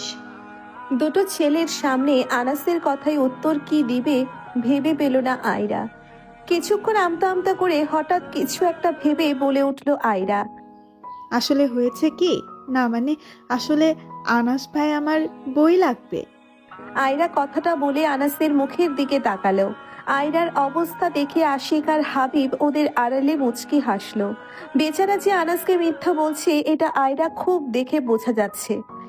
তোর বই লাগবে ফুপিকে গিয়ে বল, আমাকে কেন বলছিস? আয়রা এবার একটু কাছুমাছু করে অসহায় ফেস করে পুনরায় বলল, না আসলে হয়েছে কি আনাস ভাই, আম্মুর কাছে বইয়ের কথা বললে আম্মু আমাকে তালুকদার বাড়ি থেকে পুরো গ্রাম ঝাড়ু পিটানি দিতে দিতে শেখ বাড়িতে নিয়ে যাবে। আয়রার কথায় এবার আশিক হাবিব দুজনেই অবাক চোখে তাকালো আয়রার দিকে। পড়াশোনা করার জন্য মেয়েটা ওর মায়ের হাতে ঝাড়ু পিটানি খায়। কই আনাসের ফুপিকে তো ওরা জানে চেনে এবং ওরাও ফুপি বলে ডাকে। একটু রাগী আছে, তাছাড়া ভদ্র মহিলা যথেষ্ট শিক্ষিত। উনি ওনার মেয়েকে পড়াশোনার জন্য মারবে কেন তাহলে? আনাস এবার আয়রার কথায় বিছানায় বসে পায়ের দিকে তাকিয়ে জুতা খোলায় ব্যস্ত হয়ে পড়ল। আয়রা আনাসের দিকে তাকিয়ে আছে। আশিক এবার আয়রার দিকে অবাক চোখে তাকিয়ে বলে উঠল, আয়রা, তুমি সবকিছু খুলে বলো তো বোন, আমরা তোমাকে হেল্প করব। এই যুগে এসেও পড়াশোনা করার জন্য মার খেতে হয়, আজব তো। ফুপি কেন তোমাকে মারবে? ফুপি তো এমন না। ফুপি তোমাকে পড়াশোনা করাবে না কেন? সবকিছু খুলে বলো, দরকার হলে আমি আর হাবিব দুজন মিলে ফুপিকে বোঝাবো। আশিকের কথায় আনাস জুতা খুলতে খুলতে বিরক্ত মুখে বলল, হ্যাঁ, ফুপিকে গিয়ে বল, ফুপি আপনার গুণবতী মেয়েকে একটা লাইব্রেরি কিনে দেন। আপনি এইভাবে মেয়েটার উপন্যাস পড়া বন্ধ করতে পারেন না? আপনার উচিত আয়রাকে উপন্যাসের বইয়ের মধ্যে ডুবিয়ে রাখা। সারাদিন ওই বইগুলো পড়ে মাথার মধ্যে শুধু প্রেম, বিয়ে, আবেগ, ভালোবাসা এইগুলো ঘুরঘুর করে আর পড়াশোনা চাঙ্গে ওঠে। যা বল গিয়ে ফুপিকে। কথাগুলো বলতে বলতে আনাস ওয়াশরুমের দিকে পা বাড়ালো। এদিকে আশিক হাবিব দুজনে অবাকের চূড়ান্ত পর্যায়ে। দুজনের মুখ চাওয়াচাওয়ি করে একসঙ্গে চিৎকার দিল। কি? দুজন একসঙ্গে চিৎকার দিতেই আয়রা কানে হাত রাখলো। হাতের আঙ্গুল আয়রার দিকে তাক করে বলে উঠল আশিক, মানে তুমি এতক্ষণ উপন্যাসের বইয়ের কথা বলছিলে? আয়রা এবার ওদের কথায় মাথা নাড়ালো, যার অর্থ হ্যাঁ, আমি তো উপন্যাস বইয়ের কথাই বলছিলাম। হাবিব অন্যদিকে ঘুরে ছোট্ট একটা নিঃশ্বাস ফেলল। আশিক ক্যাবলা মার্কা হাসি দিয়ে বলল, ও, আমরা দুজন কত কি ভেবে ফেলেছি। উপন্যাস পড়ো তুমি, তাই না? হ্যাঁ, গুড গুড গুড। উপন্যাস পড়া মেয়েদের মন সুন্দর হয়। আশিক আয়রার প্রশংসা করতে হাবিব আশিকের কাছাকাছি এসে নিজের মাথায় হাত রাখলো। পুনরায় অন্যদিকে তাকিয়ে একটু হাসার চেষ্টা করে বিড়বিড় করলো, তার বলতে বেচারা বন্ধুরা আমার অর্ধেক উপার্জন উপন্যাসের বই কিনতে চলে যাবে। আয়রা দুজনকে বিড়বিড় করতে দেখে দুজনের উদ্দেশ্যে ধন্যবাদ বলে রুম থেকে বের হয়ে গেল। একটা মিথ্যা ঢাকতে গিয়ে কতগুলো মিথ্যা বলতে হলো। আয়রা তো শুধু একটা বাহানা দিতে চেয়েছিল আনাসের সঙ্গে একটু কথা বলা যায়। সময় বিকেল 5টার। ঘরে তালুকদার বাড়ির পুরো ছাদ জুড়ে হইচই মাতিয়ে উঠছে বিচ্ছু বাহিনী আড্ডায়। বিকালে সবাই মিলে একসঙ্গে হইচই করে খাবার শেষ করে সবার গন্তব্য এখন খোলামেলা ছাদে। সব ধরনের গল্প পড়ুন এখন রোমান্টিক গল্প অ্যাপসে। প্লে স্টোরে গিয়ে রোমান্টিক গল্প লিখে সার্চ করলেই পেয়ে যাবেন। সম্পূর্ণ ফ্রিতেই গল্পগুলো পড়তে পারবেন। ছাদের মাঝখানে গোল হয়ে বসে আড্ডা জমিয়ে তুলেছে রশ্মিরাত, আরিশা, আয়রা, আহিন, আলভি। আরাতের বাঁ পাশে রশ্মি বসা, ডান পাশে আলভি বসা, আলভির পাশে আরিশা, আরিশার পাশে আহিন, আহিনের পাশে আয়রা, আয়রার পাশে আবার রশ্মি। এভাবে বসে আড্ডায় মগ্ন। সবাই আড্ডা দিলেও আড্ডার মাঝে অমনোযোগী হয়ে আয়রা আর চোখে ছাদের এক কোণার দিকে বারংবার তাকাচ্ছে। তার মন অন্য কিছু নিয়ে চিন্তা বর্তমান। আর বাকি 5 জনের আড্ডার মূল কেন্দ্রবিন্দু হলো আমান আরিশার প্রেম কাহিনী। আলভি আরিশাকে বলে উঠল, আরিশা আপু, তোমার কোনো পিচ্চি ননদ নেই গো। আলভির কথায় সবাই আলভির দিকে তাকালো। আরাত আলভিকে অবাক হয়ে জিজ্ঞাসা করলো, কেন রে আলভি, ঘটনা কি খুলে বলতো? তুই আমারে রেখে লাইন মারার চান্সে আছিস নাকি? আলভির সঙ্গে সঙ্গে মুখে হাত দিয়ে বলল, তবা তবা তবা আস্তাগফিরুল্লাহ। মায়াবতী, তুমি এ কথা কিভাবে বলতে পারলে? তোমাকে ছাড়া আমি কখনো কোনো মেয়েকে লাইন মারার চেষ্টা করেছি কখনো? আমার তুমি আছো না? আলভি মুখে লজ্জা ভাব ফুটিয়ে তুলে বলল কথাটা। আলভির কথায় সবাই চোখ বড় বড় করে তাকালো আলভির দিকে। রশ্মি নাকশিটকে বলল, ওভার অ্যাক্টিং বন্ধ কর ডাফার। এবার লাইনে আয়, বল আরিশা আপুর ননদ থাকলে তোর কি কাজ? আলফি এবার সবাইকে এক নজর দেখে নিয়ে আহিনের দিকে তাকালো, মুখে দুষ্টুমি এনে বলল, দেখো আপু, আমার তো মায়াবতী আছে তাই না? আমি ভাবছি আমার বন্ধুরও তো কাউকে দরকার, তাই মেয়ের সন্ধান করছি। আরিশা আপুর ননদ থাকলে আমার বন্ধু একটু চান্স নিত আর কি। আহিন এবার মাথা ঝাঁকিয়ে নিচের দিকে আঙ্গুল তাক করে আলফিকে ইশারায় বোঝালো। আমার জন্য? আলফি মাথা নেড়ে একটা কিউট হাসি দিয়ে বলল, তোর জন্য।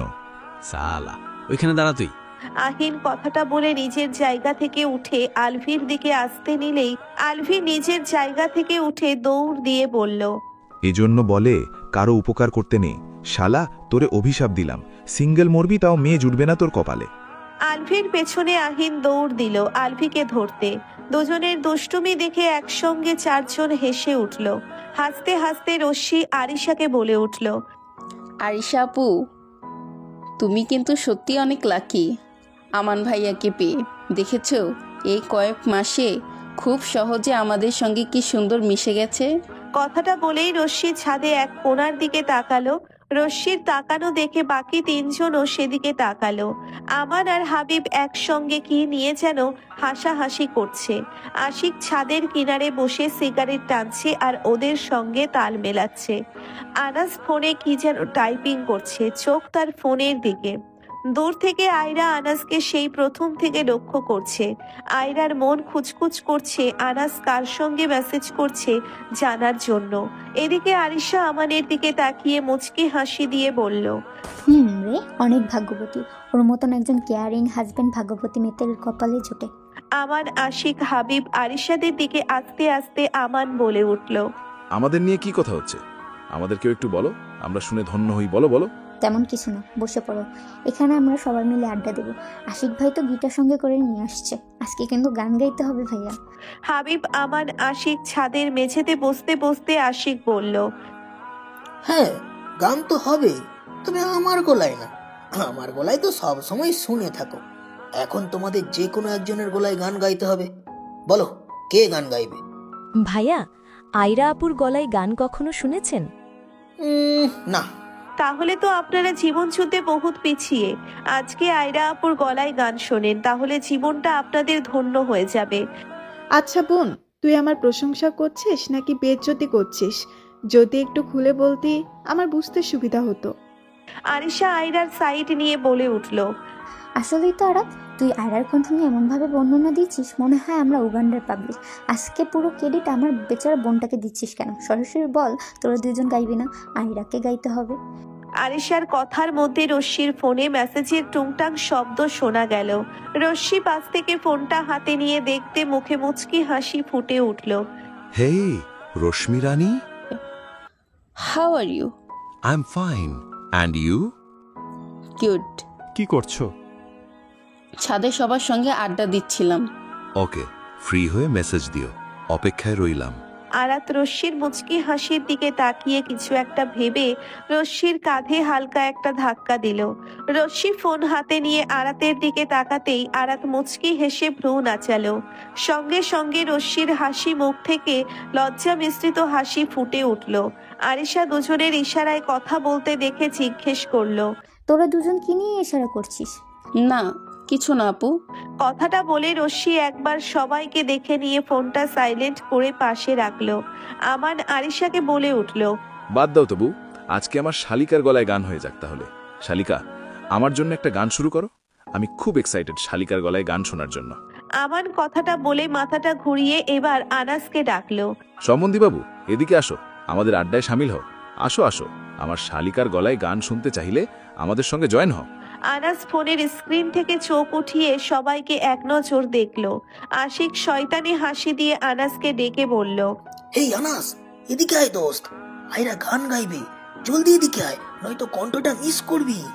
আশিক কথাটা বলেই হাবিবের সঙ্গে হাতে হাইফাই দিল। আশিকের কথায় আয়রার মুখে লজ্জার ভাব ফুটে উঠেছে।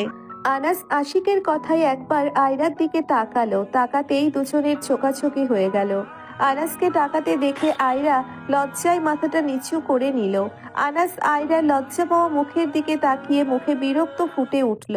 বিরক্ত হয়ে পুনরায় ফোনের স্ক্রিনে চোখ নিবদ্ধ করে বলে উঠল, নট ইন্টারেস্ট। সঙ্গে সঙ্গে আয়রা চোখ ভরা পানি নিয়ে মাথাটা উপরে তুলে আনাসের দিকে তাকালো। আরিশা আয়রার মনের অবস্থা বুঝতে পেয়ে বোনের হাতের উপর হাত রাখলো। হাবিব আশিক আনাসের কথায় আয়রার দিকে মন খারাপ নিয়ে তাকালো একবার, তখনই স্বাভাবিকভাবেই আমান বলে উঠল, শুরু করো। গিটার কই তোমার? ওই তো, গিটার নাও, শুরু করো। আশিক আমানের থেকে গিটার নিয়ে মন খারাপ করে গিটারের টুনটান শব্দ তুলতেই আয়রার গলা শোনা গেল। আনাস এবার ফোনের স্ক্রিনে চোখ রেখেই কান খাড়া করলো। আয়রা আনাসের দিকে তাকিয়ে পুনরায় গেয়ে উঠল। আনাস এবার অবাক হয়ে সরাসরি চোখ ত্যাগ করলো আয়রার মুখের উপর। আয়রা আনাসের চোখে চোখ রেখেই গেয়ে উঠল। আয়রা আর আনাসের চোখের দিকে তাকিয়ে থাকতে পারল না। চোখের পানি গাল গড়িয়ে পড়ার আগেই গানের লাইন শেষ না করে আয়রা ছাদ থেকে দৌড়ে নিচে নেমে গেল। সঙ্গে সঙ্গে আশিক গিটারটা ছাদের মেঝেতে রেখে দিল। হই হুল্লোড় ছাদটা নিমেষেই নিস্তব্ধ পরিবেশে ঘিরে ধরল। সবাই চুপচাপ, কেমন যেন নীরবতাকে সঙ্গী করে নিয়েছে। আশিক আনাসের দিকে তাকিয়ে দেখলো আনাস আয়রার দৌড়ে যাওয়ার দিকে তাকিয়ে আছে। আনাসকে আয়রার যাওয়ার দিকে তাকিয়ে থাকতে দেখে আশিকের মুখে তাচ্ছিল্যের হাসি ফুটে উঠল। আরাত নিজের ভাইয়ের উপর অসন্তুষ্ট হয়ে তাকিয়ে আছে। আরিশা কিছুটা মুখে রাগ রাগ ভাব, আমান শুধু অবাক চোখে চেয়ে সবাইকে লক্ষ্য করছে। হাবিব মেঝের দিকে চুপচাপ তাকিয়ে আছে। এ সবকিছু লক্ষ্য করে রশ্মি পরিবেশটা স্বাভাবিক করতে বলে উঠল, এই আরাত, নিচে চল, অনেক তো আড্ডা দেওয়া হলো। কাকিমণি একা একা কাজ করছে, চল নিচে চল। এই আরিশা আপু, চলো নিচে যাওয়া যাক। আমানের দিকে তাকিয়ে রশ্মি পুনরায় বলে উঠল, ভাইয়া আপনিও চলেন নিচে, বড় আব্বুরা এসেছে, বড় আব্বুদের সঙ্গে কথা বলবেন। এখন তো সন্ধ্যা, হয়তো ফুপা ফুপিও শপিং করে চলে এসেছে। আমার মাথা নাড়িয়ে হ্যাঁ বলার আগেই আরিশা আগে আগে কাউকে কিছু না বলে নিচে নেমে গেল। আরাত একবার রাগ নিয়ে নিজের ভাইয়ের মুখের দিকে তাকিয়ে নিচে নেমে গেল। ওদের পিছনে পিছনে আমান চলে গেল। রশ্মি একবার হাবিব আর আশিকের দিকে তাকিয়ে চোখের ইশারায় এদিকে সামলাতে বলে রশ্মিও নিচে গেল। তখনও আনাস সিঁড়ির দিকে তাকিয়ে। ছাদে শুধু হাবিব, আনাস, আশিক থেকে গেল। হাবিব ছাদের মেঝে থেকে উঠে আনাসের দিকে এগিয়ে এসে বলে উঠল, এভাবে না বললেও পারতিস, মেয়েটা কষ্ট পেয়েছে। আনাস দরজা থেকে চোখ ফিরিয়ে একবার হাবিবের দিকে তাকালো। স্বাভাবিক হওয়ার ন্যায় বলল, তো আমি কি করব? বুঝে অবুঝের মতো করছিস কেন? মেয়েটা চোখের ভাষা বুঝতে পারছিস না, নাকি ইচ্ছে করে বুঝতে চাইছিস না? যেখানে আমরা, আমাদের কথা বাদ দে, তোর ছোট্ট বোন আরাত পর্যন্ত মেয়েটা দুর্বলতা বুঝতে পায়, আর তুই তো অবুঝ, তাই না? হাবিব রাগী গলায় কথাগুলো বলল। আনাস হাবিবের কথায় বিরক্ত হয়ে বলল, তোরাও ওর আবেগে গা ভাসাচ্ছিস? আরে ভাই, ও 17 তো মাত্র পা দিয়েছে, এই বয়সে এমন পাগলামো করবে? তাই বলে আমি ওর পাগলামোতে নাচবো? আজব। বিরক্ত মুখে কথাটা বলে পুনরায় ফোন স্ক্রল করতে লাগলো আনাস। হাবিব আনাসের ফোনটা কেড়ে নিতে নিতে বলল, কি তখন থেকে ফোন ঘাটাঘাটি করছিস? তোকে আমরা একটা ইম্পর্টেন্ট কথা বলছি, আর তুই ফোন নিয়ে পড়ে আছিস। কার সঙ্গে চ্যাটিং করছিস দেখি? হাবিব কথাটা বলেই ফোনটা কেড়ে নিয়ে ফোনের চ্যাটিংগুলো দেখতে লাগলো। বাজেনাবুকে ফোন দে, তোদের ইম্পর্টেন্ট কথা আমার জানা আছে। সেই তো ওই পাগলকে নিয়ে শুরু করবি। পাগল মেয়ে একটা, পড়াশোনা বাদ দিয়ে সারাদিন উপন্যাস নিয়ে পড়ে থাকে, আর উপন্যাসিক ক্যারেক্টারগুলোকে বাস্তবে রূপান্তরিত করতে এইসব উদ্ভট পাগলামি করে বেড়ায়। আর দেখ কি অদ্ভুতভাবে তোরা সবগুলো মিলে ওই পাগলের পাগলামিকে উৎসাহ দিচ্ছিস, যেটা ওর ভবিষ্যতে ক্যারিয়ারে প্রবলেম হয়ে দাঁড়াবে। দেখবি তার প্রমাণ।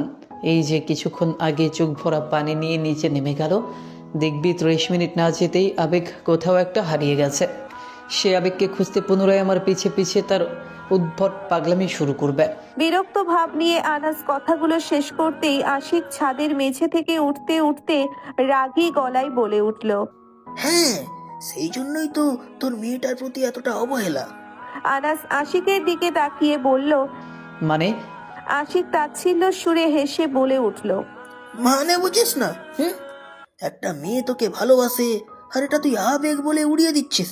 বাহ বাহ বাহ বাহ বাহ, কি লজিক তোর! কি বলতো আনাস, একদিন দেখবি এই আবেগগুলো না তোর অবহেলার কারণে কুড়ে কুড়ে খাচ্ছে তোকে। এই পাগল আয়রার পাগলামো দেখার জন্য ছটফট করবি, দম বন্ধ হয়ে আসবে, তখন তোর সব সাধ্যের বাইরে চলে যাবে।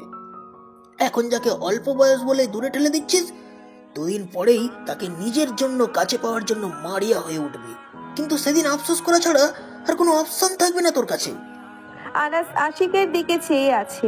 আশিক একটু দম নিয়ে নরম গলায় পুনরায় বলতে শুরু করলো, তুই শুধু মেয়েটার পাগলামোই দেখে যাচ্ছিস, কখনো পাগলামোর আড়ালে মেয়েটাকে খেয়াল করেছিস?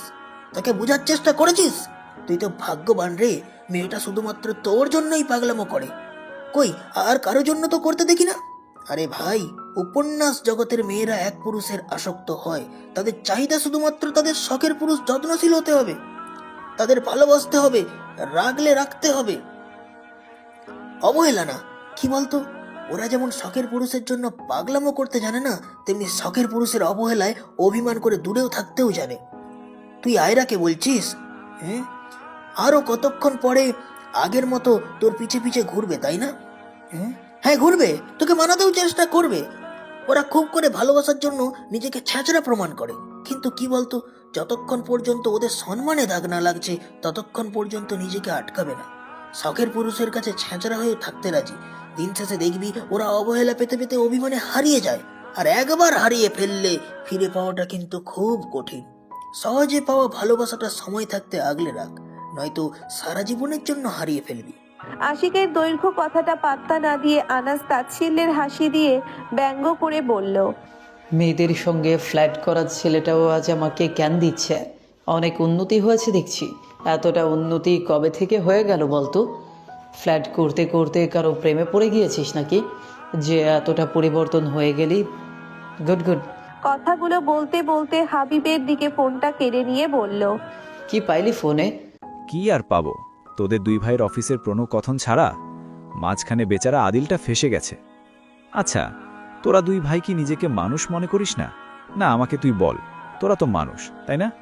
তাহলে তোদের কাউকে ভালোবাসতে কি প্রবলেম? তোদের মন বলতে আসলে কি কিছু আছে? তোকে আর কি বলবো, তোর আইডল তো তাকবীর তালুকদার। হে আল্লাহ, আমার কপালে খুঁজে খুঁজে এই তার ছেলেদেরকেই বন্ধু হিসেবে লিখতে হয়েছিল আপনার। শেষ হয়েছে তোদের বকবক। ভাই আমি বুঝি না, ছেলে হয়ে তোরা এতটা বকবক কিভাবে করতে পারিস? চল নিচে যাওয়া যাক এবার। কথাটা বলেই ছাদের দরজার দিকে হাঁটা ধরলো আনাস।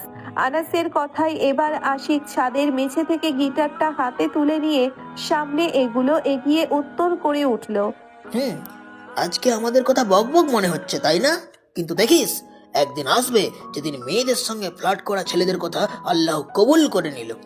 তিনজন ছাদ থেকে সিঁড়ি দিয়ে নামতে নামতে আনাস পুনরায় বলে উঠল, প্রেম ভালোবাসা তোদের কাজ, ভালোবাসাটা ঠিক এই আরিয়ান তালুকদার আনাসের সঙ্গে যায় না, বুঝতে পারছিস? আমি কাউকে বলি নাই আমাকে ভালোবাসতে। যে আমাকে চাইবে তার অবহেলা সহ্য করার ক্ষমতা রাখতে হবে। সব ধরনের গল্প পড়ুন এখন রোমান্টিক গল্প অ্যাপসে। প্লে স্টোরে গিয়ে রোমান্টিক গল্প লিখে সার্চ করলেই পেয়ে যাবেন। সম্পূর্ণ ফ্রিতেই গল্পগুলো পড়তে পারবেন। পুরো রুম জুড়ে অন্ধকার নিরাপত্তায় ঘেরা।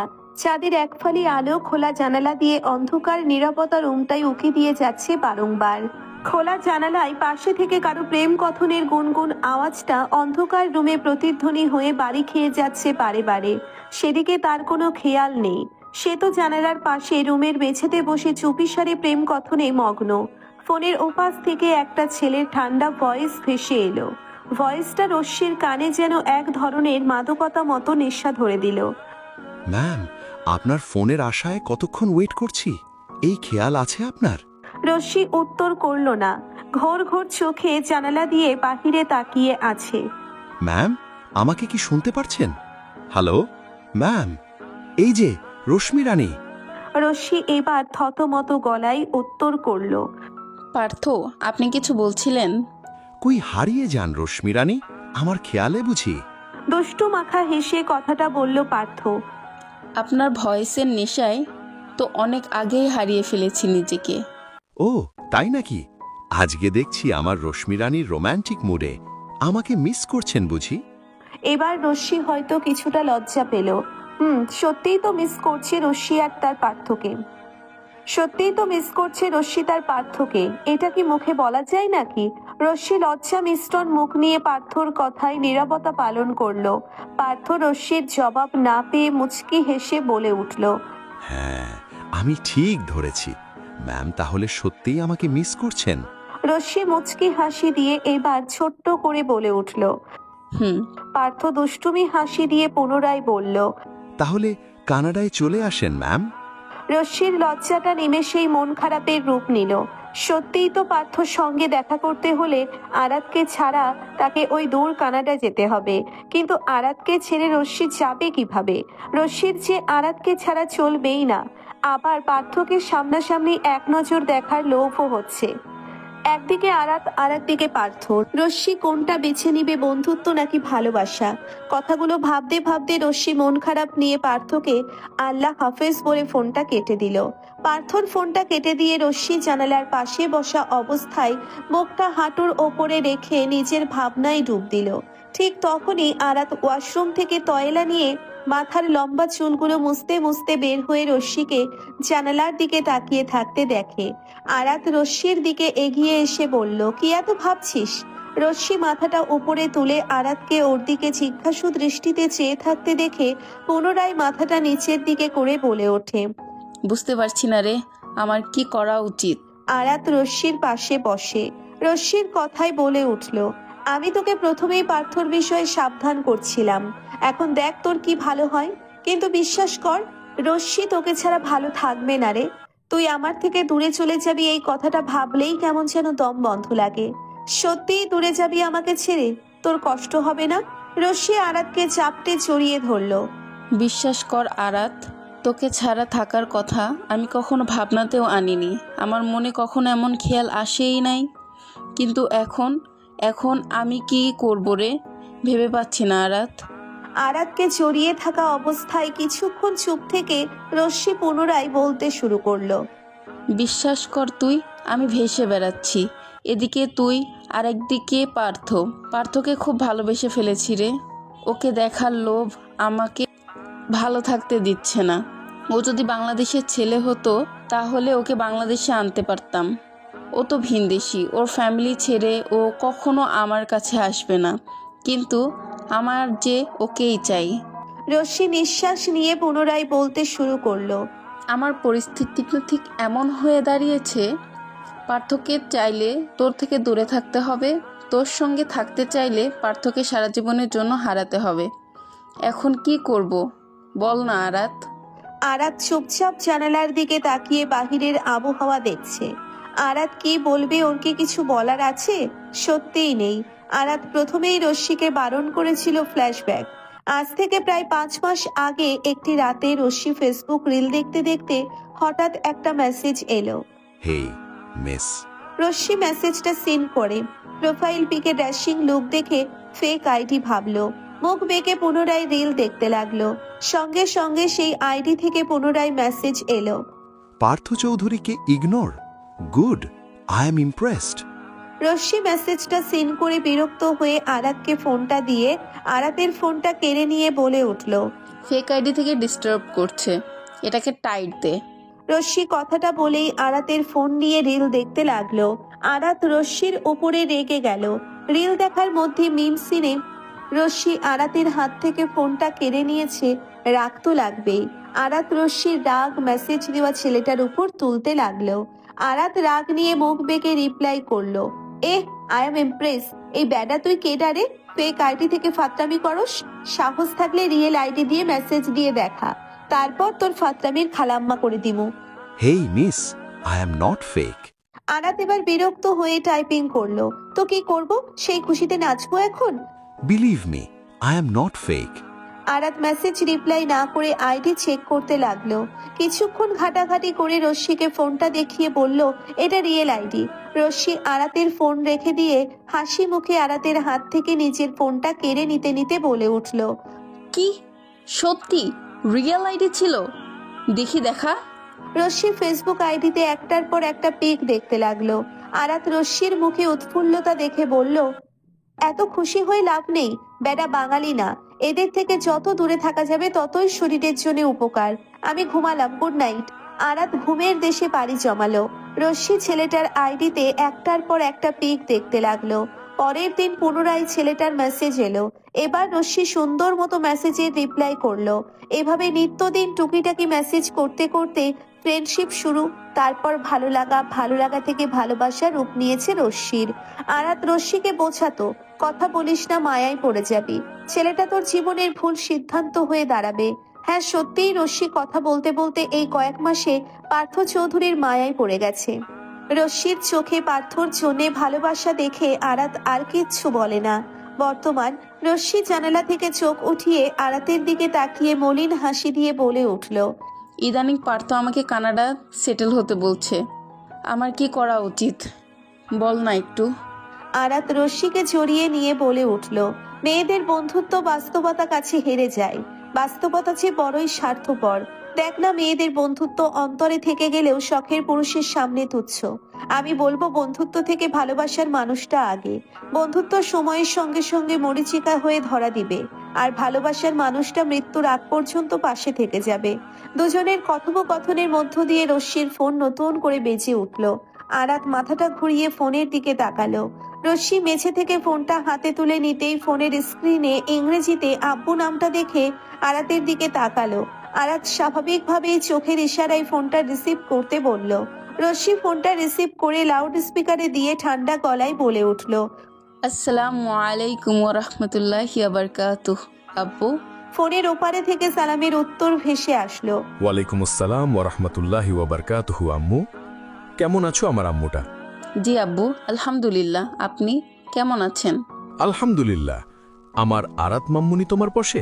আয়রা রশ্মির থেকে ফোনটা কেড়ে নিয়ে হাসি মুখে বলল, হ্যাঁ আঙ্কেল, আমি এখানেই, আর আমার লাইফ একদম বিন্দাস চলছে। এবার আপনি বলুন, আপনার লাইফ কেমন চলছে? ভদ্রলোক আরাতের কথায় হেসে বলে উঠল, একদম তোমার লাইফের মতো বিন্দাস। আরাত দুষ্টুমি হাসি দিয়ে বলে উঠল, শুধু কি বিজনেস নিয়ে থাকলে চলবে? একটু আপনার সুন্দরী বউটাকে নজরে নজরে রাখেন, ইদানিং শুধু ফোনে কার সঙ্গে যেন কথা বলে, আমার তো সন্দেহ হয় কাকিমণিকে। আরাতের দুষ্টু মাখা কথায় ফোনের ওপাশে ভদ্রলোক শব্দ করে হেসে উঠলেন। রশ্মি আরাতকে চোখ পাকিয়ে ফোনটা আরাতের থেকে কেড়ে নিল। রশ্মি ফোনটা কানে তুলে বলল, আব্বু, ওর কথা বাদ দেন, পুরো দিন শুধু বাজে বকে। এভাবেই বাবা মেয়ের কথোপকথন চলতেই থাকলো বেশ কিছুক্ষণ।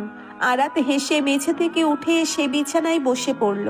পুনরায় রশ্মির দিকে তাকিয়ে মনে মনে বলে উঠল, মহান রাবুল আলামিনের কাছে একটাই চাওয়া, সারা জীবন এভাবেই সুখে থাক। তোকে খুব মিস করবো রে শাকচুন্নি। ঘড়ির কাঁটা সকাল 7:43 ঘরে।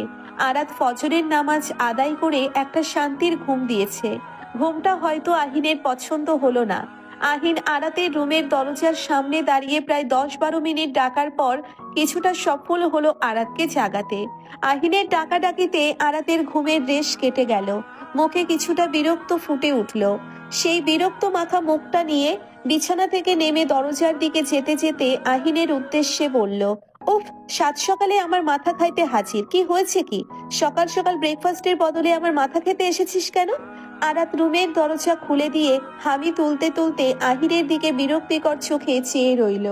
আহিন আরাতের কথায় যুক্তি দেখিয়ে বলে উঠল, আজব, আমি তোমার মাথা কেন খাইতে আসব? তোমার মাথায় ভণ্ডামি ছাড়া খাওয়ার মতো আছেটা কি? মানে কি বলতে চাইছিস? বলছি তোমার ওই ভণ্ড মাথা খাওয়ার জন্য আমার মূল্যবান সময় তোমার দরজার সামনে ব্যয় করব নাকি? এই আহিন, তুই কিন্তু বড় বোনের সঙ্গে বেয়াদবি করছিস। বেশি বাজে না বকে আসল কথায় আয়। কাকিমণি তোমাকে আধা ঘন্টা ডাকার পর হাতে ঝাড়ু নিয়ে তোমার রুমের দিকে এসেছিল। আমি কাকিমণিকে ওভাবে আসতে দেখে কাকিমণিকে বারণ করে আমি তোমাকে ঘুম থেকে উঠাতে চলে আসলাম। তোমাকে সকাল সকাল ঝাড়ু পিটানির হাত থেকে রক্ষা করলাম।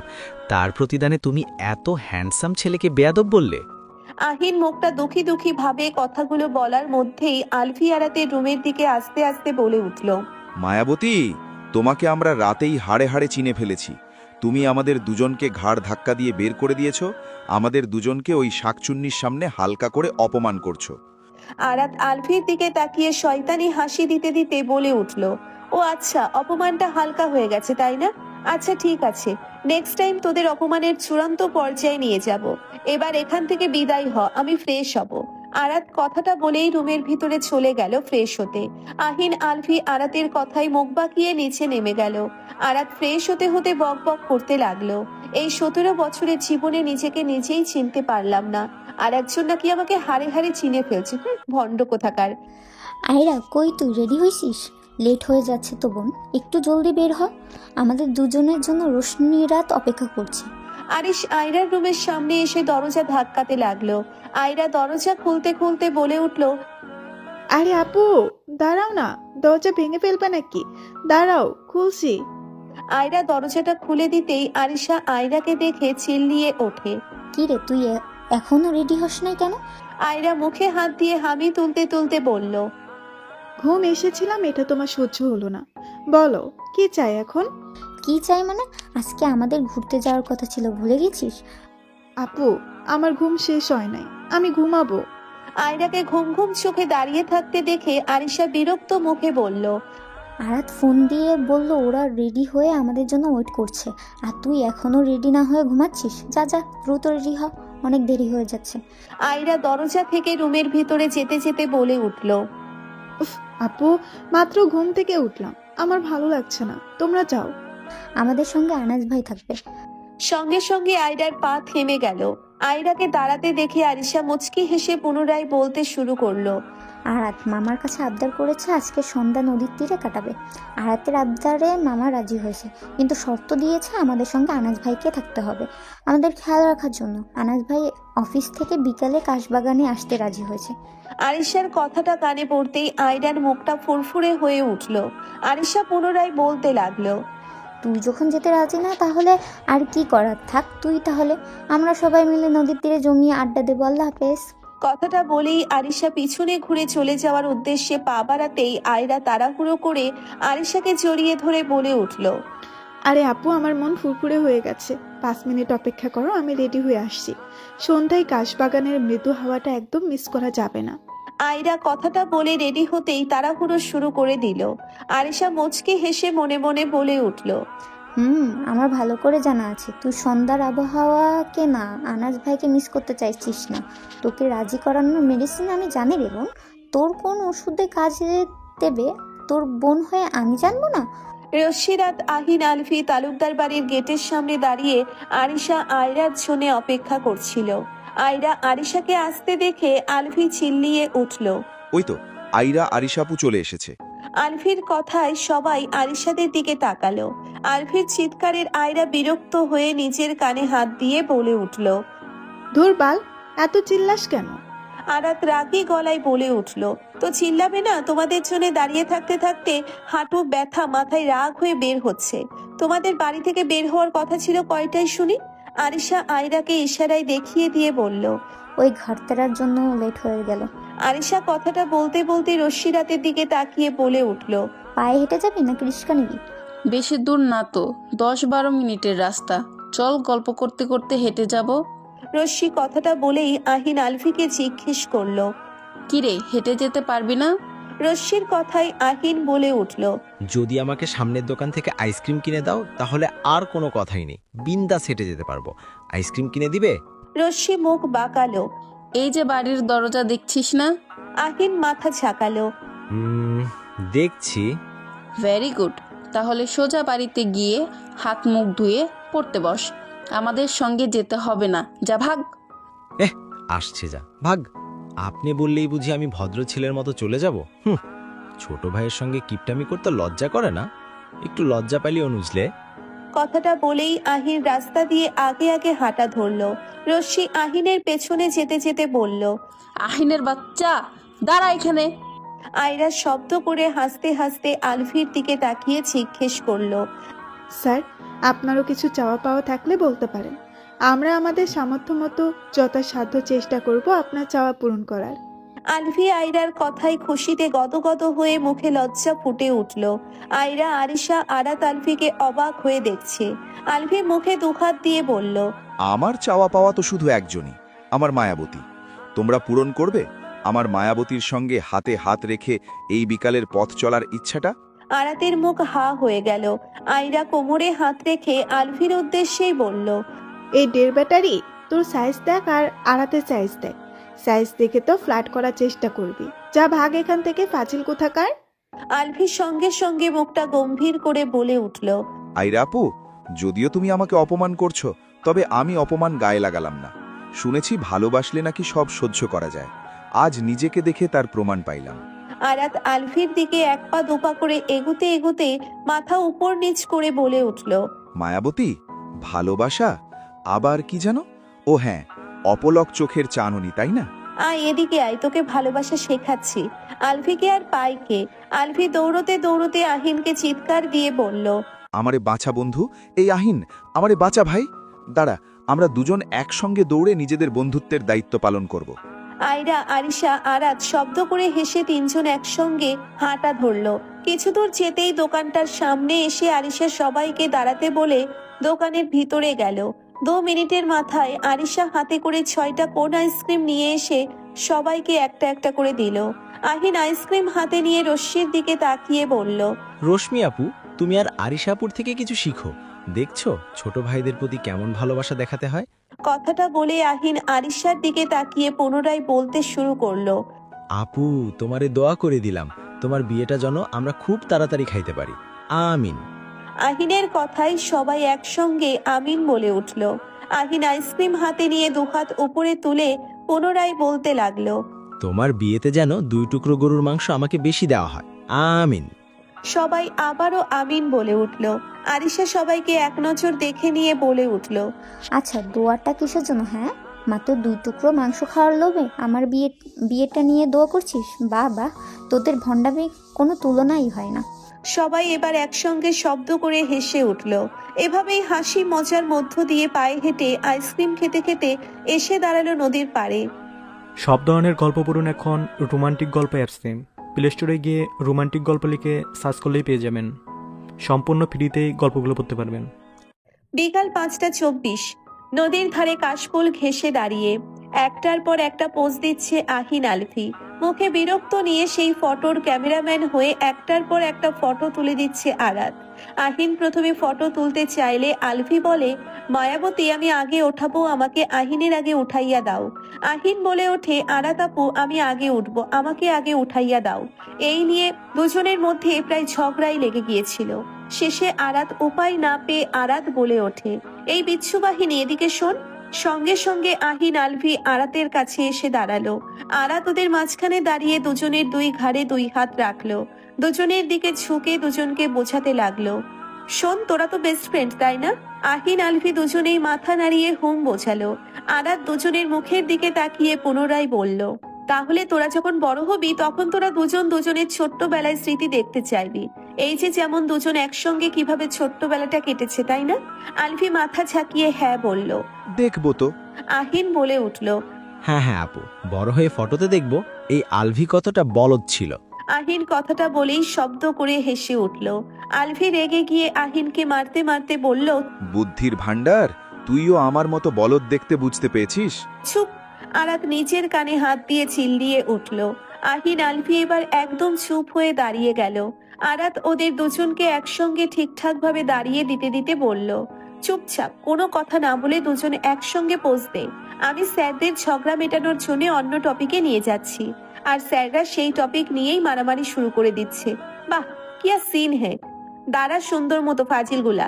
আরাত মুখে বিরক্তি নিয়ে কথাগুলো বলে দুজনকে ঠিকঠাক করে দিয়ে একটার পর একটা ফটো তুলেই যাচ্ছে। রশ্মি নদীর কিনারায় মন ভরা হয়ে বসে এতক্ষণ যাবৎ সবাইকে লক্ষ্য করছে। আয়রা একবার হাতে থাকা ঘড়ির দিকে তাকাচ্ছে তো একবার রাস্তার দিকে তাকাচ্ছে, কারো পথ চেয়ে। আরিশা আমানের সঙ্গে ফোনে কথা বলছে।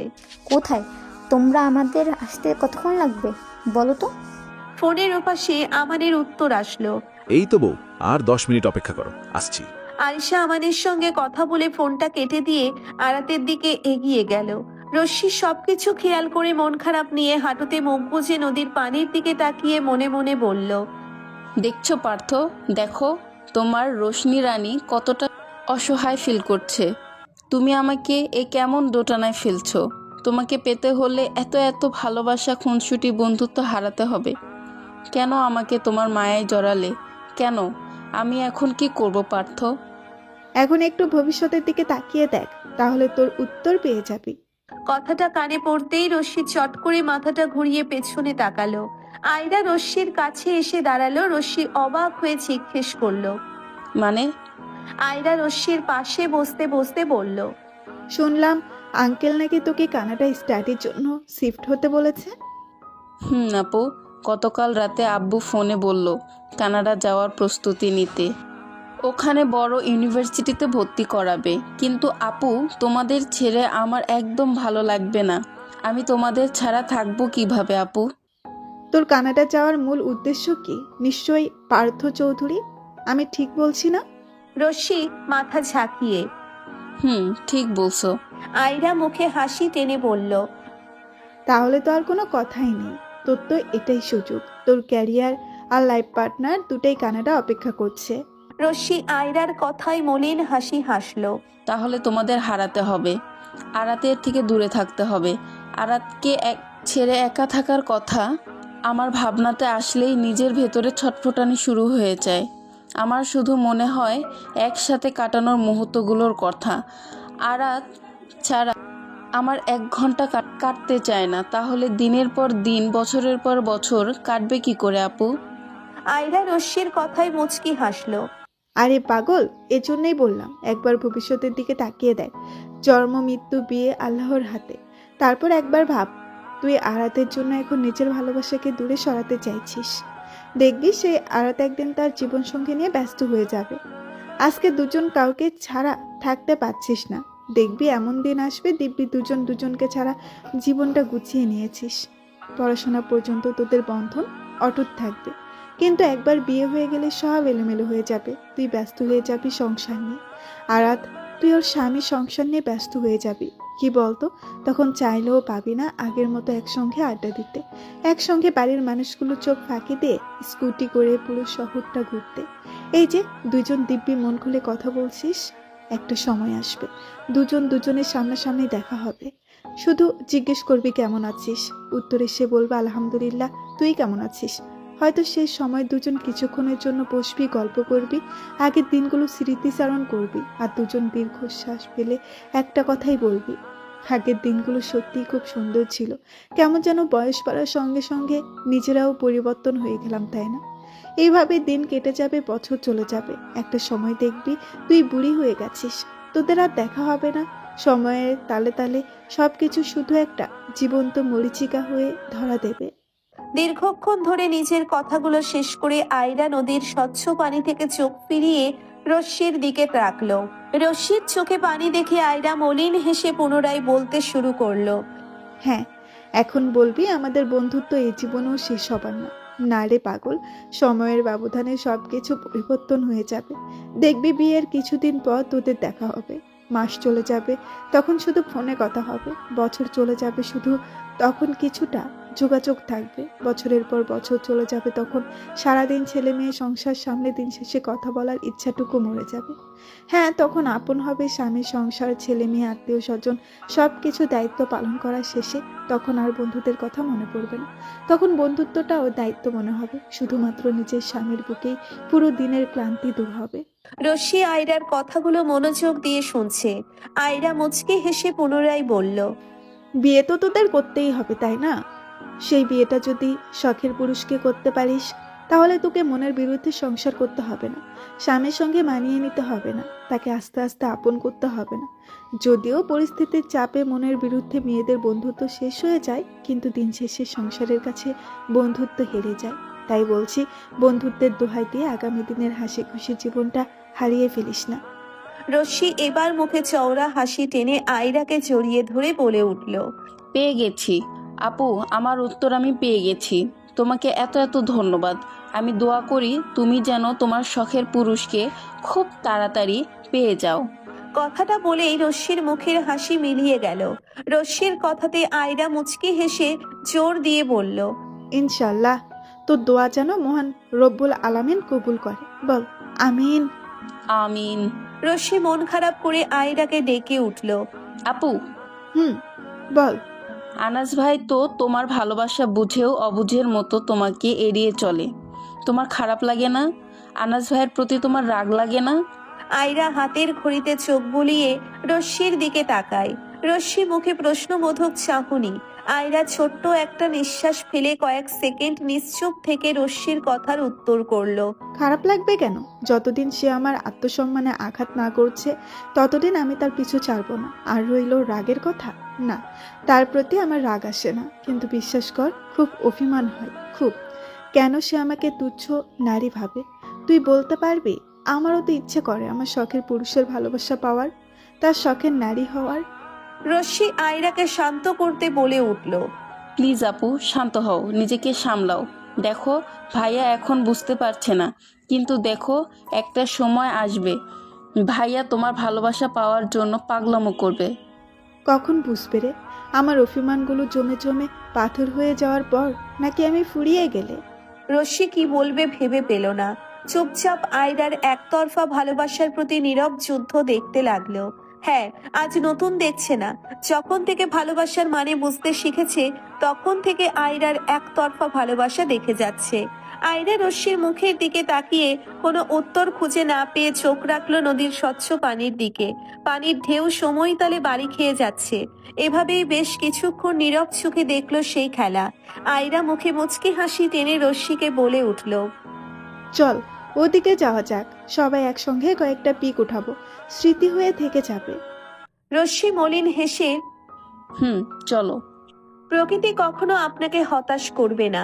যত প্রকৃতিটাকে অনুভব করবেন, চোখ মেলে দেখবেন, ততই মুগ্ধ লাগবে জগৎটা। এই প্রকৃতির এক নাম নদী, যার সৌন্দর্য উপভোগ করা যায় হৃদয় দিয়ে। নদীর স্রোতের মতো জীবনও থেমে থাকে না, কেবল বয়ে চলে নিজের পথে। এই তো নদীর স্রোতের মতোই চার নারী নিজেদের নিয়ে মগ্ন। তাদের মগ্ন থাকার মধ্যেই হঠাৎ একটা কণ্ঠস্বর ভেসে এলো। হ্যালো বিয়ান্দ্রা। আহিল আলফি বালুমাটি দিয়ে খেলা করছে। আরাত, রশ্মি, আরিশা, আয়রা চারজন মিলে একটার পর একটা পিক ওঠাচ্ছিল কাশফুল বাগানে। ওদের পিক তোলার মধ্যে দিয়েই হঠাৎ কারো কণ্ঠস্বর ভেসে এলো। কণ্ঠ শুনেই চারজন মিলে পিছন ঘুরে দেখতে পেল রাইডিং জ্যাকেট পরিহিত শ্যামবর্ণ এক যুবককে। উচ্চতায় 5 ফুট 7 বা 8 হবে। ছেলেটা বাইকে থাকা অবস্থাতে হেলমেট খুলে বাইকে রেখে দিল। বাইক থেকে নেমে এদের দিকে আস্তে আস্তে আরিশার দিকে তাকিয়ে মুচকি হাসি দিয়ে বলল, আসসালামু আলাইকুম ভাবিজান। আরিশা মুখে হাসি টেনে যুবকের দিকে এগিয়ে আস্তে আস্তে সালামের উত্তর করলো। ওয়ালাইকুম আসসালাম দেওর মশাই, কেমন আছো রাফি? আলহামদুলিল্লাহ ভাবিজান। আরিশা রাফিকে পুনরায় হাসি মুখে বলে উঠল, ভাবিজানের কথা তো একদম ভুলে গেছো। কই, আমি তো সব সময় ভাইয়ার থেকে আপনার খবর রাখি। ভাইয়াকে জিজ্ঞাসা করে দেখবেন, শুধু আপনার না, আমি আপনার বাড়ির প্রত্যেকটা মানুষের খবর রাখি। রাফি কথাটা বলে এইবার আর চোখে আয়রার দিকে তাকালো। আয়রা আপাতত কোনো দিকে পাত্তা না দিয়ে নিজের ফোনে পিকগুলো দেখতে ব্যস্ত। রাফি এবার সবাইকে দেখে নিয়ে রশ্মিরাতকে বলে উঠল, কি ব্যাপার বিয়ানরা, একদম নিস্তব্ধ হয়ে আছেন কেন? বিআই সাহেবের আগমন পছন্দ হয়নি বুঝি? আরাত হাসি মুখে উত্তর করলো, পছন্দ হবে না কেন, আমাদের একটা মাত্র বিআই সাহেব বলে কথা। রাফি আয়রার দিকে তাকিয়ে মুখে দুষ্ট হাসি দিয়ে বলে উঠল, ভাবলাম আমার আগমন যদি কারো বিরক্তর কারণ হয়ে যায়। সবাই সঙ্গে সঙ্গে আয়রার দিকে তাকালো। আয়রা নিজের দিকে সবাইকে তাকাতে দেখে বিরক্ত চাহনিতে সবাইকে দেখে নিয়ে বলে উঠল, এখানে কি তোরা ফাউল বকতে এসেছিস? তোরা থাক, আমি চলে গেলাম, আবহাওয়াটা বিরক্ত লাগছে আমার। আয়রা কথাটা বলেই পেছন ফিরে বাড়ির পথে হাঁটা ধরতেই সামনে তাকাতেই চোখে পড়ে আনাস, আশিক, হাবিবকে। সঙ্গে সঙ্গে আয়রার পা থেমে গেল। আয়রা থামে নাই, আয়রাকে আটকাতে আয়রার পথ আটকে দাঁড়ায় রাফি। আয়রার চোখ সামনে আনাসের উপর নিবদ্ধ। রাফি আয়রার সামনে দাঁড়ানোর কারণে আয়রা রাফির দিকে বিরক্তিকর চোখে তাকালো। রাফি আয়রার সামনে দাঁড়িয়ে আয়রাকে উদ্দেশ্য করে বলে উঠল, আরে আরে বিয়ান সাহেব, বিরক্ত হয়ে কই যান? আমার আগমন যদি আপনার বিরক্তির কারণ হয়, আমাকে তো আপনার হাসির কারণ হতে হবে, তাই না? এভাবে আমাকে অপরাধী করে চলে যাচ্ছেন, তা তো হবে না। আমি আপনার বিরক্ত হাসি দুটোরই কারণ হতে চাই। আনাস দুজনের পাশ কেটে যাওয়ার সময় রাফির কথাটা আনাসের কানে পড়তেই পা দুটো কিছুক্ষণের জন্যে আপনা আপনি থেমে গেল। আনাস একবার চোখ তুলে আয়রা আর রাফিকে এক নজর দেখে নিয়ে সামনের দিকে পা বাড়ালো। আশিক, হাবিব আনাসের মতো থেমে গেল জায়গায়। আয়রা আর রাফির দিকে অবাক চোখে তাকিয়ে রইল দুজন। আশিক রাফিকে দেখে বলে উঠল, হাই ব্রো, কেমন আছো? রাফি আয়রার থেকে চোখ ফিরিয়ে আশিক হাবিবের দিকে ডাকলো। রাফি হাসি মুখে আশিককে জড়িয়ে ধরে বলে উঠল। ব্রো অনেকদিন পরে দেখা। একে একে হাবিব আশিক দুজনেই রাফিকে জড়িয়ে ধরে হাবিব বলে উঠল। হ্যাঁ, ফার্স্ট দেখা আরিশাপুর কাবিনের দিনে, আর সেকেন্ড দেখা আজকে। রাফি হাসি মুখে বলে উঠল। আত্মীয়তা যখন হয়ে গেছে ইনশাল্লাহ দেখা হতেই থাকবে। আল্লাহর ইচ্ছা, আর সে চাইলে আরো গভীরভাবে সম্পর্কটা জোরালো হবে। রাফি হাসি মুখে কথাটা বলে সরাসরি চোখ রাখলো আয়রার দিকে। আশিক রাফির কথায় মুচকি হেসে বলে উঠল। সবকিছু মহান রব্বুল আলামিনের মার্জি। চলো সামনে এগানো যাক। রাফিকে একা আসতে দেখে রশ্মি বলে উঠল। তা বেআই সাহেব, আমাদের একমাত্র দুলাভাই কোথায়? রাফি সবার সঙ্গে সামনের দিকে হাঁটতে হাঁটতে রশ্মির কথায় হাসি মুখে উত্তর করল। বিয়ান সাহেব, আপনাদের দুলাভাই তার শালিকাদের জন্য নদীর ওপরে দোকানে নেমেছে। নদীর তীরের অস্ত যাওয়া সূর্যের মনোমুগ্ধকর সৌন্দর্য, শেষ বিকালের গাঢ় রক্তিম আভায় রাঙানো আকাশের শোভামিশ্রিত প্রকৃতির এই অপরূপ রূপের মাধুরী দেখে দু চোখের তৃষ্ণা যেন মেটে না। নদীর তীরের অস্ত যাওয়া সূর্যের মনোমুগ্ধকর সৌন্দর্য, শেষ বিকালের গাঢ় রক্তিম আভায় রাঙানো আকাশের শোভামিশ্রিত প্রকৃতির এই অপরূপ রূপের মাধুরী দেখে দু চোখের তৃষ্ণা যেন মেটে না। যেন এক নিমেষেই সবাইকে চুপচাপ করে দিয়েছে। নদীর পাড়ে বসে নীরবতার মনোমুগ্ধকর সৌন্দর্য উপভোগ করতে ব্যস্ত চার যুবক চার যুবতী। হাবিবের বাড়ি থেকে ফোন আসায় হাবিব সবার থেকে বিদায় নিয়ে আহিন আলভিকে সঙ্গে নিয়ে চলে গেছে। আগে আহিন আলভিকে তালুকদার বাড়িতে নামিয়ে দিবে, তারপর হাবিব নিজের বাড়িতে চলে যাবে। আমান আরিশা দুজন সবার থেকে কিছুটা দূরে একসঙ্গে সময় কাটাচ্ছে। রশ্মি রাত দুজন কাছাকাছি বসে সৌন্দর্য উপভোগ করছে। আয়রা কিছুক্ষণ পর পর আর চোখে দেখে যাচ্ছে আনাসকে। আনাস কিছুটা বিরক্ত, কিছুটা মুগ্ধ চোখে প্রকৃতিরটা উপভোগ করছে। আয়রা আনাসের মুখের রিয়াকশন দেখে মুচকি হেসে নদীর পানির দিকে তাকালো। রাফি মনোমুগ্ধকর চাহনিতে সেই মুখের মুচকি হাসিটুকু দেখে যাচ্ছে। রাতের সৌন্দর্য সত্যিই অনেক মনোমুগ্ধকর। এত এত লুকোচুরির মধ্য দিয়ে হঠাৎ আনাস নীরবতা ভেঙে রশ্মিকে ডেকে উঠল। রশ্মি, হ্যাঁ ভাইয়া। তুই স্টাডির জন্য কানাডা যাচ্ছিস? সবার চোখ রশ্মির দিকে ঘুরে গেল। রশ্মি এবার কিছুটা নড়াচড়া করে ভালো হয়ে বসে বলে উঠল। হ্যাঁ ভাইয়া, বাবার ইচ্ছা আমি কানাডা বাবার কাছে থেকে ওখানে ইউনিভার্সিটিতে স্টাডি করব। আশিক বলে উঠল। তোমার ইচ্ছা কি? তুমি যেতে চাচ্ছ? আশিকের কথাটা শোনার সঙ্গে সঙ্গে রশ্মি আরাতের দিকে তাকালো। আরাত সবার মতো উত্তর জানার জন্য প্রশ্নবোধক চাহনিতে চেয়ে আছে রশ্মির দিকে। রশ্মি সবাইকে দেখে নিয়ে ছোট্ট একটা নিঃশ্বাস ফেলে আরাতের দিকে তাকিয়ে বলে উঠল। আরাত রশ্মির কথায় মলিন হেসে নদীর পানির দিকে তাকালো। আনাস বলে উঠল। তাহলে তো কিছুদিনের মধ্যেই ফ্লাইট, তাই না? হ্যাঁ ভাইয়া। আনাস উঠে রশ্মির কাছে এসে বলে উঠল। খুব ভালো থাক, আমাদের কখনো ভুলে যাস না। কখনো প্রয়োজন পড়লে এই ভাইয়াকে মনে করবি। যতটুকু সম্ভব পাশে থাকবো ইনশাল্লাহ। সবার চোখের পানি টলমল করছে। এতদিনের বন্ধন ছেড়ে ওই দূর দেশে চলে যাবে। হয়তো তাদের জীবনের পরিবর্তন শুরু হতে চলেছে। আগের মতো চাইলেই সবার সঙ্গে আড্ডা দিতে পারবে না।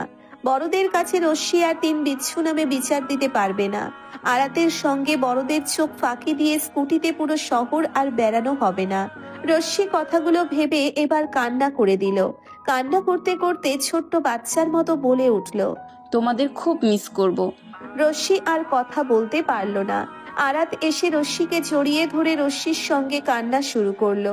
আরিশা এসে দুজনকে শান্ত করতে বলে উঠল।